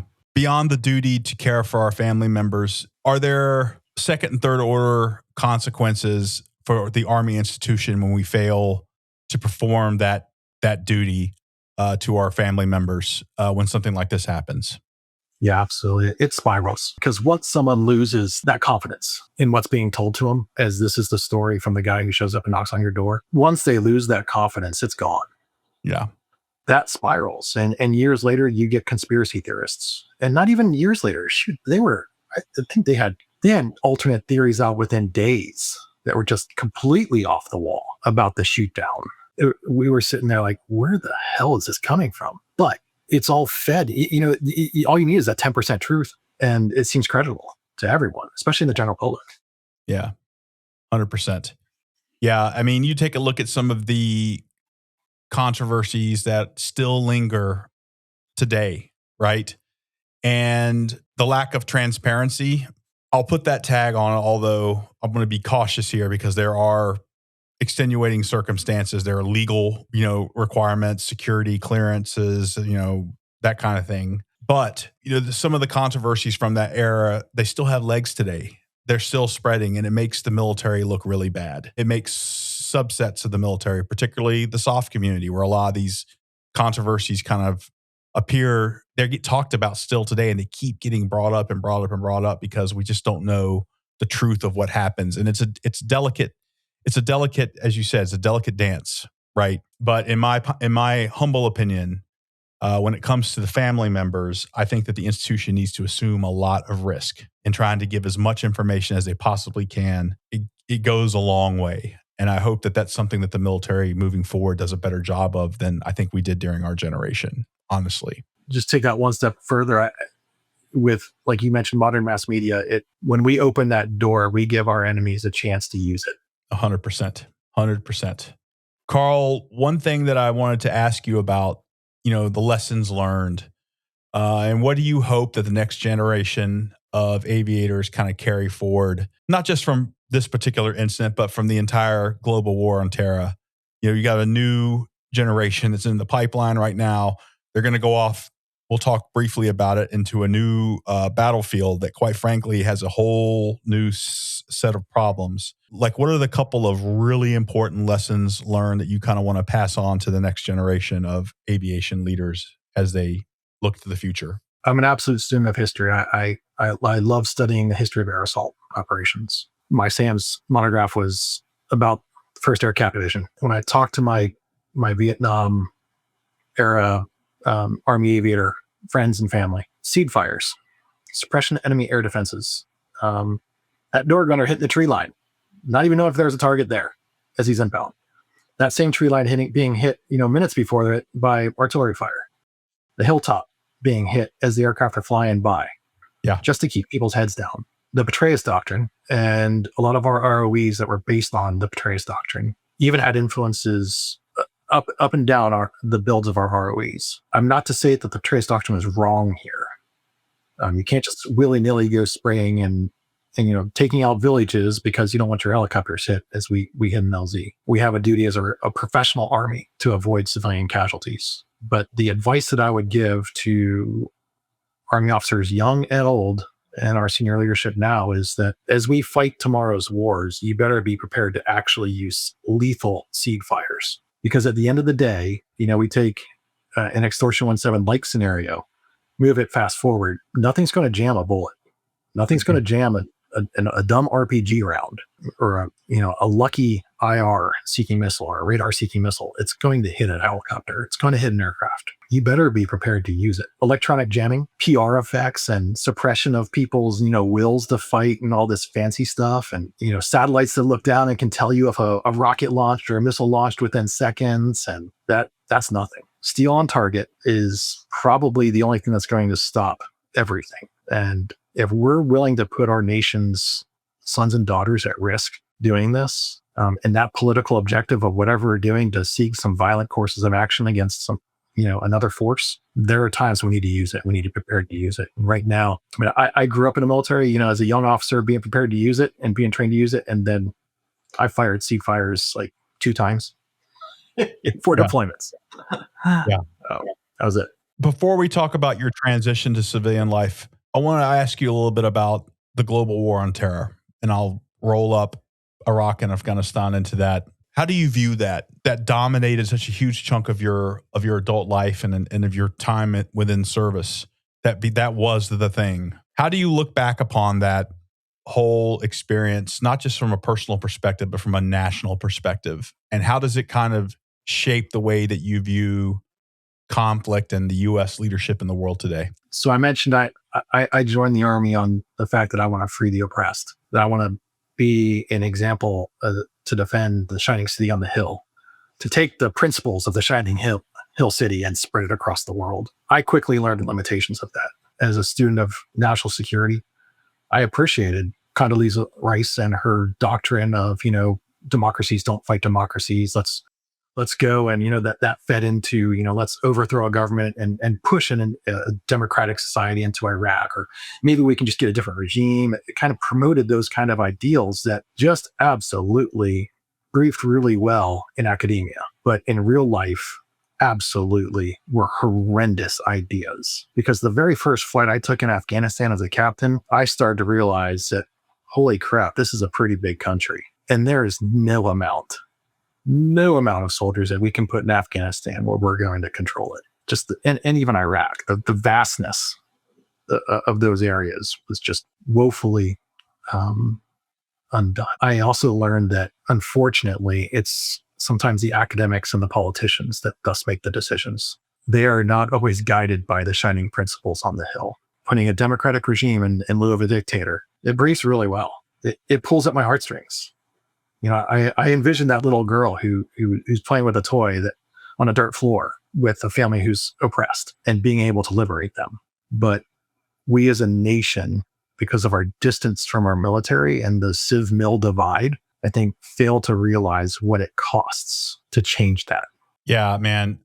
If I learned anything of value at the Army War College, and it was a good experience. I'm glad I did it, and I learned a lot of really great stuff. I'm not dissing the War College, but if there's one thing I learned at the War College was reading Thucydides. I read it, and maybe I can't pronounce it. Wars are bad for society. There's nothing good that comes out of war. There are certainly wars of necessity. I put World War II into that, right? Into that bucket. There was no other option. Let's take a look at all the bad things, all the negative things that happened in our country during that time. Opioid epidemic, strife and division. We're spending insane amounts of money, and we had this financial crisis, right? That I think did great damage to our country and undermined our political class in very profound ways. In Washington, D.C., people don't think about that stuff because they live in a bubble here, right? But like you go out to like other parts of America and you can absolutely see evidence of that kind of loss of trust in our institutions. I think that the global war on terror, I'm very proud of my service. I know that you're very proud of it. It really came, what drove me and inspired me and motivated me were the people to my left and right, right? Yeah. A person was elected, that person made the decision. It is what it is. We go off and we do the best we can. Wars are bad, not just for the men and women who fight the wars. They're bad for the country. They don't give good results. And what you said really resonates with me because that's kind of where my mind is right now. And I think the GWAT in many ways exposed a lot of the weaknesses within our society in a very indirect kind of way. How do you respond to that? I'm going to delicately approach this one because it can step on some serious toes here. The whole we support our troops and thank you for your service. How many years has it been since the war is quote ended, or how many years since we started it, and how many years have we been working for a monument in DC? Our political ruling class and our society and our systems of government, our bureaucratic nature, our red tape that have become so big have just even slowed that response down to something so simple. Like it's a monument. It's just at the point, it's just the point where we as veterans can maybe go to our nation's capital and stand next to our brothers and sisters in arms. But it's blown up to be this much bigger thing. It's much more complicated by our government. And it's just like almost a symbol now to me of the corruption that sent us to war in many cases. That this cloud that's created by DC. I grew up in the DC area. A lot of my friends, I went to an Upper Presty Catholic high school. I knew a lot of the inside stories of politics, but this cloud just keeps on getting bigger of corruption and vagueness and disconnect between the people, we the people. And in our case, it's that monument to me is now kind of demonstrating how many years and pieces of red tape it's gone through. It's almost embodying the lack of actual support for soldiers. I'll take it a step further to step on toes. Thank you for your service without applying real rigor and real debate around the decisions to send soldiers, sailors, airmen, Marines, and Guardians and Coast Guard folks into harm's way without full understanding, without accountability for the people that we have put into office. That's how you thank your troops, folks. Sorry. Yeah. That's a sharp. Everything you said, I agree with, Karl. Let's lighten things up a little bit. Yeah, that's jelly. It's hard to pivot from that one now. Transition to civilian life. Eventually, we all hang up our spurs. It doesn't mean you quit serving. It doesn't mean that you lose your identity as a soldier. What was your transition like, Karl? It was pretty funny. I wanted to wear flip-flops and fly a helicopter. I was going to be an air ambulance pilot, and that job folded within about not even 2 months after I officially started, only about maybe a week after I started flying. I was diagnosed with sleep apnea. I woke up one morning. I was wondering why I wasn't getting any sleep, and I had a waking dream. I saw 2 of my dead buddies asking me if I'm okay. I splashed water in my face. I woke up. My buddies were gone. And I said, oh crap, I ain't right. And it turned out my sleep apnea was severe enough that my oxygen saturation levels were going really far down. And I had a waking dream that was pretty crummy, but the message in it was really good. Pivot Karl, straight to the defense industry. I've got a 9-month pregnant wife at the time. I've got no house to live in. I was living in a hotel at the time, flying helicopters. My wife is at my parents' house. And I said, man, I got to get a job. And so the natural, easy thing for me to do was go into the defense industry as a contractor. Mm-hmm. And that's what I did. I got a quick contracting gig. I had a pretty good military background. So Fort Lee hired me as a contractor, and I was a butt in a seat. Yep. So that was actually mistake number one on my part, just being a butt in a seat. But I took the job because I wanted to power down. I spent a whole 20 years, because of the war, not having kids. I made a mental decision that it's a pretty violent world and daddy might not make it home. I had to live with that when I was a kid, just for a short period. I'm in Desert Storm. I didn't want to do that to my kids. It's kind of selfish of me in many ways, but I started a family after the military. Like I said, I got my retirement orders, and the day after I found out we were pregnant. So it was it was a pretty cool thing to have happen in that sequence. And then, so now the rest of the story. It was a pretty big event, and I'm glad it made sense. I'm glad I did it that way. And I focused on having our firstborn, yeah, and my secondborn, but I had to do a significant power back up, because I powered down. And most people see you power down and they see you just making PowerPoints for them or something like that, they quickly lose vision of what you did, in your past.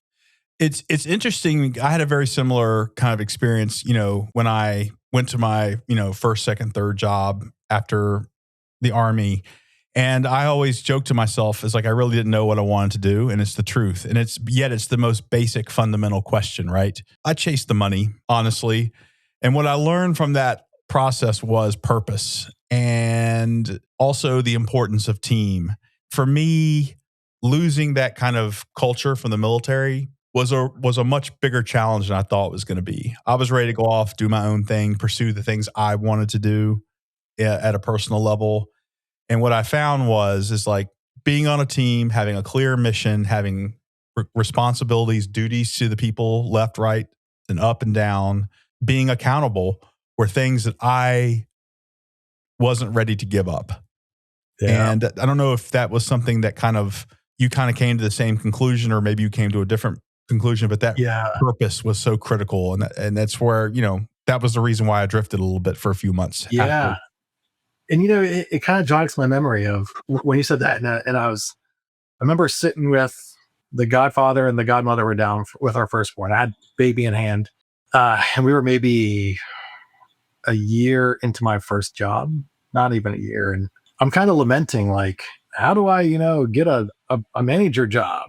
Don't people see I did this in the military? Why can't I do X? And I remember the godfather, my son's a really close friend of mine. And he looks at me and he was like, it's because they don't see you need to apply. You screwed up by just being a butt in a seat and being happy with that. He said it just like that to me. And I was like, you're not wrong. Right. I made myself this 9-to-5er. I made the aspects of it look really good. In 2020 hindsight, shouldn't have done that. Because like you, I wanted to do something more, especially after I had my son and I could see him kind of growing up in my likeness and my wife's likeness. I came across a stat one day that 75% of children from military families or military parents will join the service. And I thought to myself, if my son or daughter is going to war, because statistics are that they will, I want them to come home with their shield and not on it, to reverse a phrase or change a phrase from our ancient past. But greatest movie ever. Yeah. And so I kind of found a dedication there, in the sense that my work as a contractor would be to help the military fight and win our nation's next war. And then I said, I need to power back up. I whipped out the planning tools like I always did. I created the timeline. I created a climb the glory chart for Karl. I put, get an MBA, start your own business, attain PMP, get business cred, climb a ladder, put all that on there. I'm pretty fortunate in just in the last year, I finally started to hit some of those first rungs of where I want to be.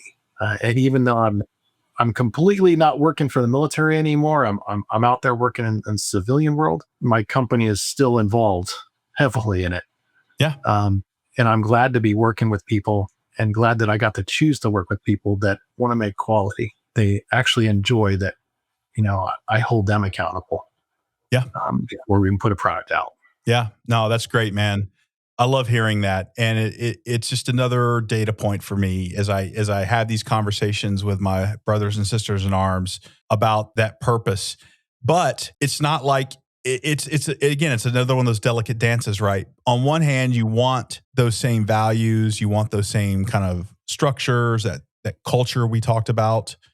But by the same token, you don't want to be limited by your past. Like, don't want to be a heavier, more bearded version of, Karl or John Mark, right?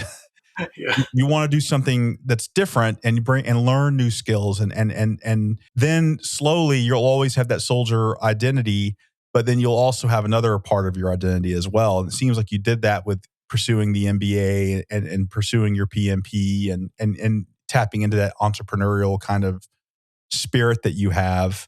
It seems to me that you have kind of cracked the code at this point, really, on kind of what you want to do. And then you've kind of figured out that delicate dance. You're able to do both. Yeah. And it really, I think, though, it does come full circle all the way back to the military side, though, is because I did plan that. But I also, this is a great side story real quick.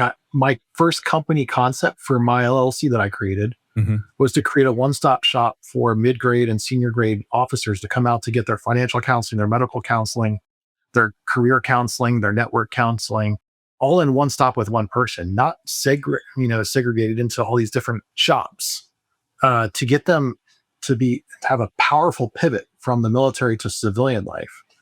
HEPA and financial regulations prevented me from executing that strategy at the small business level. It's something that, that planned trajectory. And then it kind of ties into one of my second missions I think I have after I left the military, is to help others. Yeah. That are still my brothers and sisters in arms, and to help them make the transition. Almost everyone I find on LinkedIn that I see puts that banner up. They're in military uniform, but then they say open to work, and then they say their retirement date is this. I typically write an email or a PM and say, hey, hit me up. And if they don't hit me up, that's fine. Yeah. I'm always there for them. Yeah. No, that's great, man. What did you get wrong during your transition? And what can you share with folks who are maybe not just transitioning from the military, but maybe veterans who've been out for a while and maybe want to reinvent themselves a little bit? What can you share with our community about things that you wish you could have done differently looking back? We kind of hit the point number one already, but it's a lot of people get out and they say, man, I need to power down. I'm just going to take a year and relax. You do that and your resume is dead. You have a year gap that you got to explain that you couldn't. 9 out of 10 don't understand the military to begin with. They're going to wonder why you needed an entire year to relax and regroup. They're going to automatically think, I'm not hiring this guy. He needs a year to relax.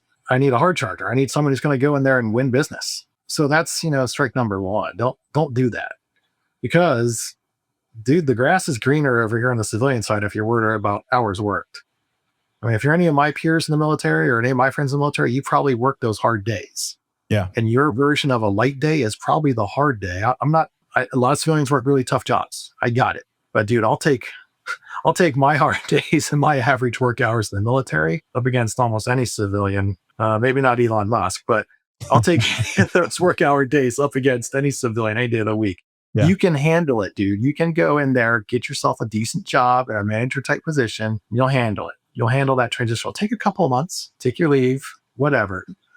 Because 99 out of 100 people that say that then say what you and I are saying, that, hey, I need to climb that ladder again. I'm bored. And it's going to happen. The other thing is networking. I'm an extrovert. I love talking to people. I love our exchange today. It's been amazing. I'm powered up. Great way to start a week, in my opinion. It's different networking in the civilian world. I talk to, as I give my little networking pitch to some people, I immediately tell them that, like, Karl, you have a great network. You have like 1,000 whatever people on LinkedIn. And I was like, yeah, but even I hired a professional networking coach, and they taught me, and it's true. Your network is your network. It's not a job hunting powerhouse. That's your great network, advice, man. I call 2 to 3 people a week, and I have engagements with them. I try to make at least 1 or 2 of them. If I get more than 3, outside of my career field. So I get crazy ideas floating in my head. It is just to promote ideas and to talk with people. Yeah. If I happen to talk about a job, then I talk about a job, but it's not a job hunting thing.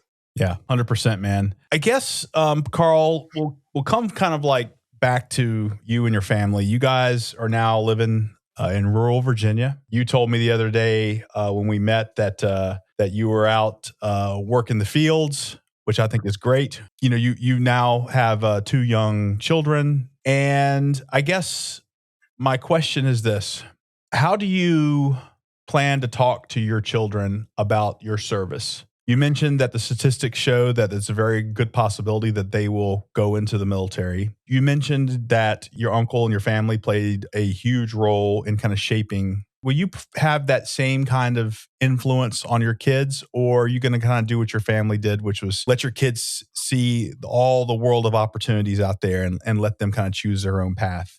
I think I know the answer to that question, but I just wanted to ask you anyway. Yeah, it's definitely to kind of follow my parents' footsteps. Yeah. There is absolutely no pressure for my kids to go in the military. And matter of fact, because of the wartime service, because of the very personal natures of a lot of the conflict, and because of some of the ways I feel about how we go to war as a nation, I don't encourage it. And matter of fact, my kids barely know me as an Army officer. Mm-hmm. They know me as an Army officer because of pictures on my wall, because of some plaques, because of some paintings. But I still got a little bit of time thinking about how I talk to them about it, but it's going to be years. Yeah. I don't know how I'm going to talk about certain things. I'm hoping they watch videos like this. Yeah. In the future. I hope they read the little memoirs or something that I hope to write down for them. I've written a couple of them down to tell them about how daddy screwed up, about how daddy's friends died, about how my son carries the middle name of a dear fallen friend. I hope that they learn those stories, but I, like my dad and my mom, want to make sure that it's balanced. I strongly believe children can find an idol and potentially create a false idol. Yeah. A little too fast. And even young men and young women can do the same thing. The final topic, Karl, I want to hit on, it's an important one, and it's mental health. I believe that during our time, the military, I'm always critical. I look for every opportunity to be critical. It would be unfair for me to be too critical of the Army. I think the Army, from when we started in 2001 until where we are today, the Army is doing so much better when it comes to the culture of mental health. That I don't care what anyone says. It's like you have to understand where we started to see where we are today to really appreciate that. When you were in, was mental health something that was kind of openly discussed in your career? Particularly for the aviation, man. You guys, have very rigorous physical standards that you have to meet to be able to operate those aircraft.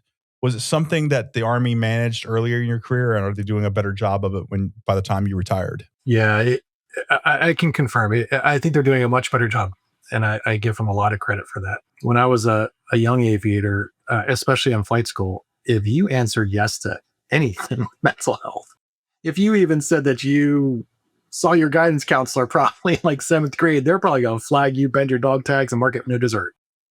You were out. You're a goner. Fast forward a couple of years later, during the war, the Army, they started making those initial changes, like, hey, we're going to make sure you talk to someone within the first 72 hours or whenever you get home. We went from just a coming home ceremony and you're released to having steps and processes. Army aviation, though, was a laggard in that field. A lot of mental health regulations stayed on the books, and all of them are still worded pretty sharply. They coincide with a lot of the work that's, a lot of the regulations that they coexist with the FAA's regulations, and those are pretty restrictive. And I think they still discourage aviators from talking to mental health professionals. I'm more than open about sharing that, I've had struggles with mental health issues before. I've sought professional help, and I encourage those who need it to go seek it. But I'll share this one personal story. I remember walking in, and I'm still in the military, and I remember looking at the mental health professional, and I told him, I came in with the regulation in hand. I was like, I'm here to talk to you. You have 59 days to talk to me, and then I better be out of here with a clean bill of health. Mm-hmm. Or else you just killed my fucking career. Was that right or wrong? Did I ethically put that guy in a bad position? Yeah, I did. But I was an officer with like just enough years that I needed to retire.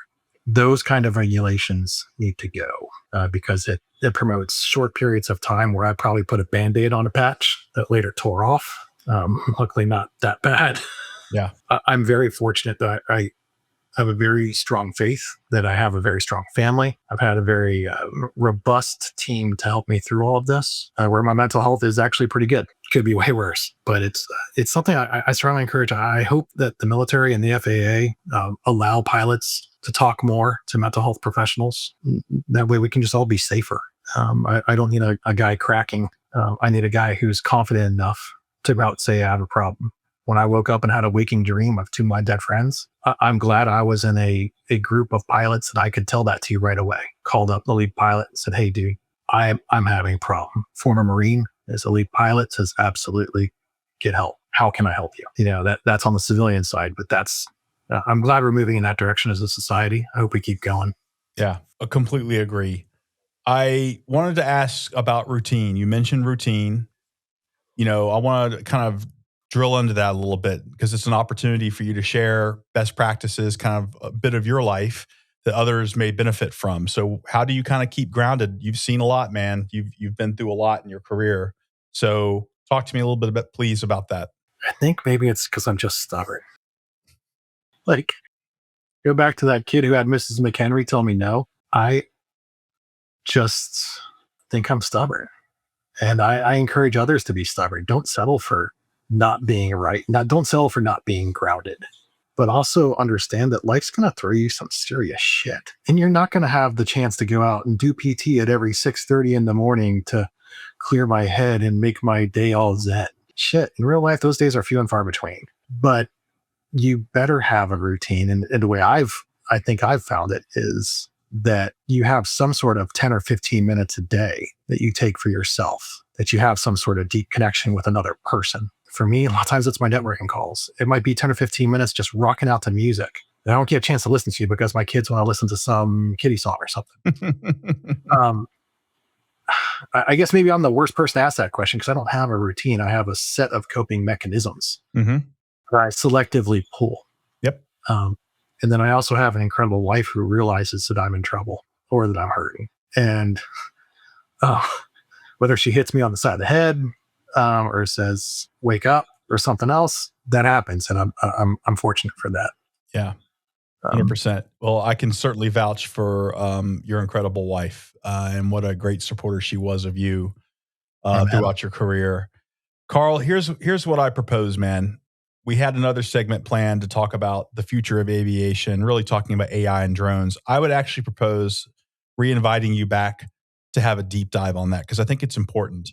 And we'll kind of wrap up kind of episode 1 here. I want to bring you back on and talk about that because I think that's a very important topic. If we don't get that right, I think not just for aviators, for all the military, I think that we're going to experience a potentially very high casualty events in future conflicts. So I want to really kind of pick that apart with you. So we'll go ahead and wrap up. But I wanted to wrap up with one kind of final thing. Let's talk about family. Can you talk to me about the role that your spouse and your family played during all those deployments? Not just what you went through with Extortion, but what you went through with all the other deployments. The time. Can you talk about like that and like how it helped sustain you through the good, the bad? It boils down to memory banks for me.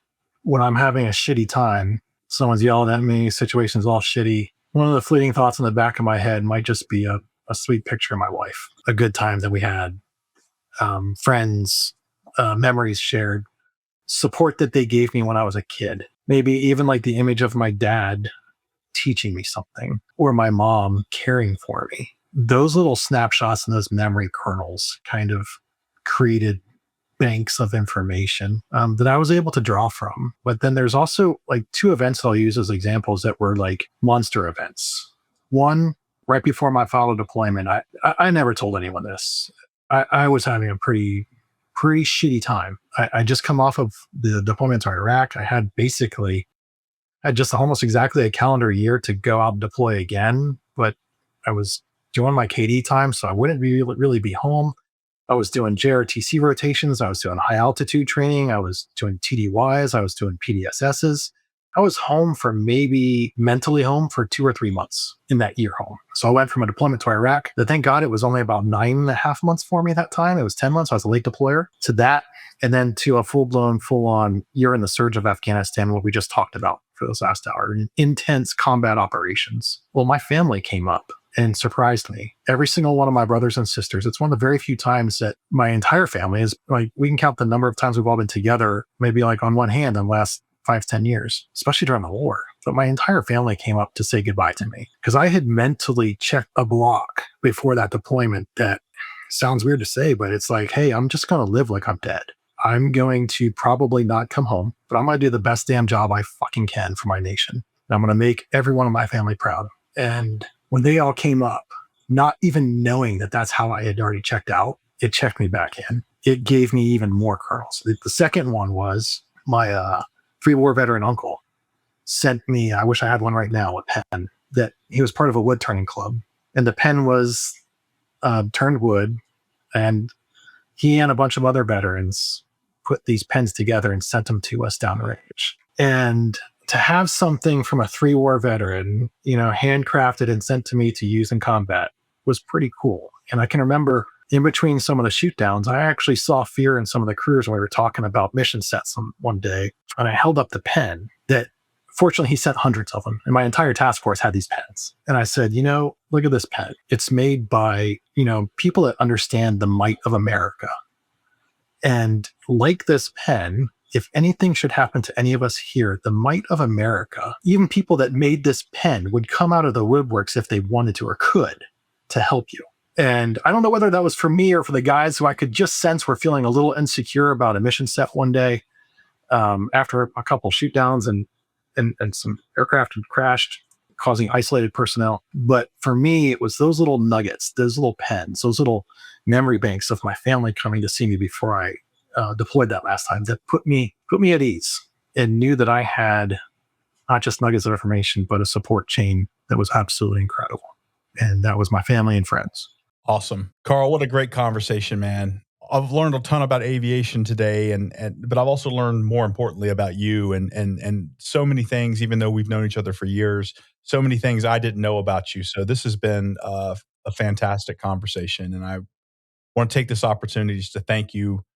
It's not easy to talk about some of the stuff we talked about, but you, by doing so, you're giving a gift to our listeners, many of whom are dealing with the past, and I'm grateful to you for that. It was a fantastic conversation. You did a great job. Oh, thanks, John Mark, and thanks for having me on. It's truly an honor, and I'm just one of your episodes, but you and your dedication to do this for the veteran community, really, and for those that want to be part of the veteran community, it's truly commendable to do it on your free time on a Sunday afternoon, and for good causes too, not for profit. Thank you. I benefit so much from this. As you said, I'm extroverted, I'm charged up, and I take little kernels of information out of all these conversations to help me get through. So grateful. Thank you for taking so much time on a Sunday afternoon, and please give my love to your lovely wife and to your family. Likewise. All right. Cheers. Take care, buddy. All right. Bye.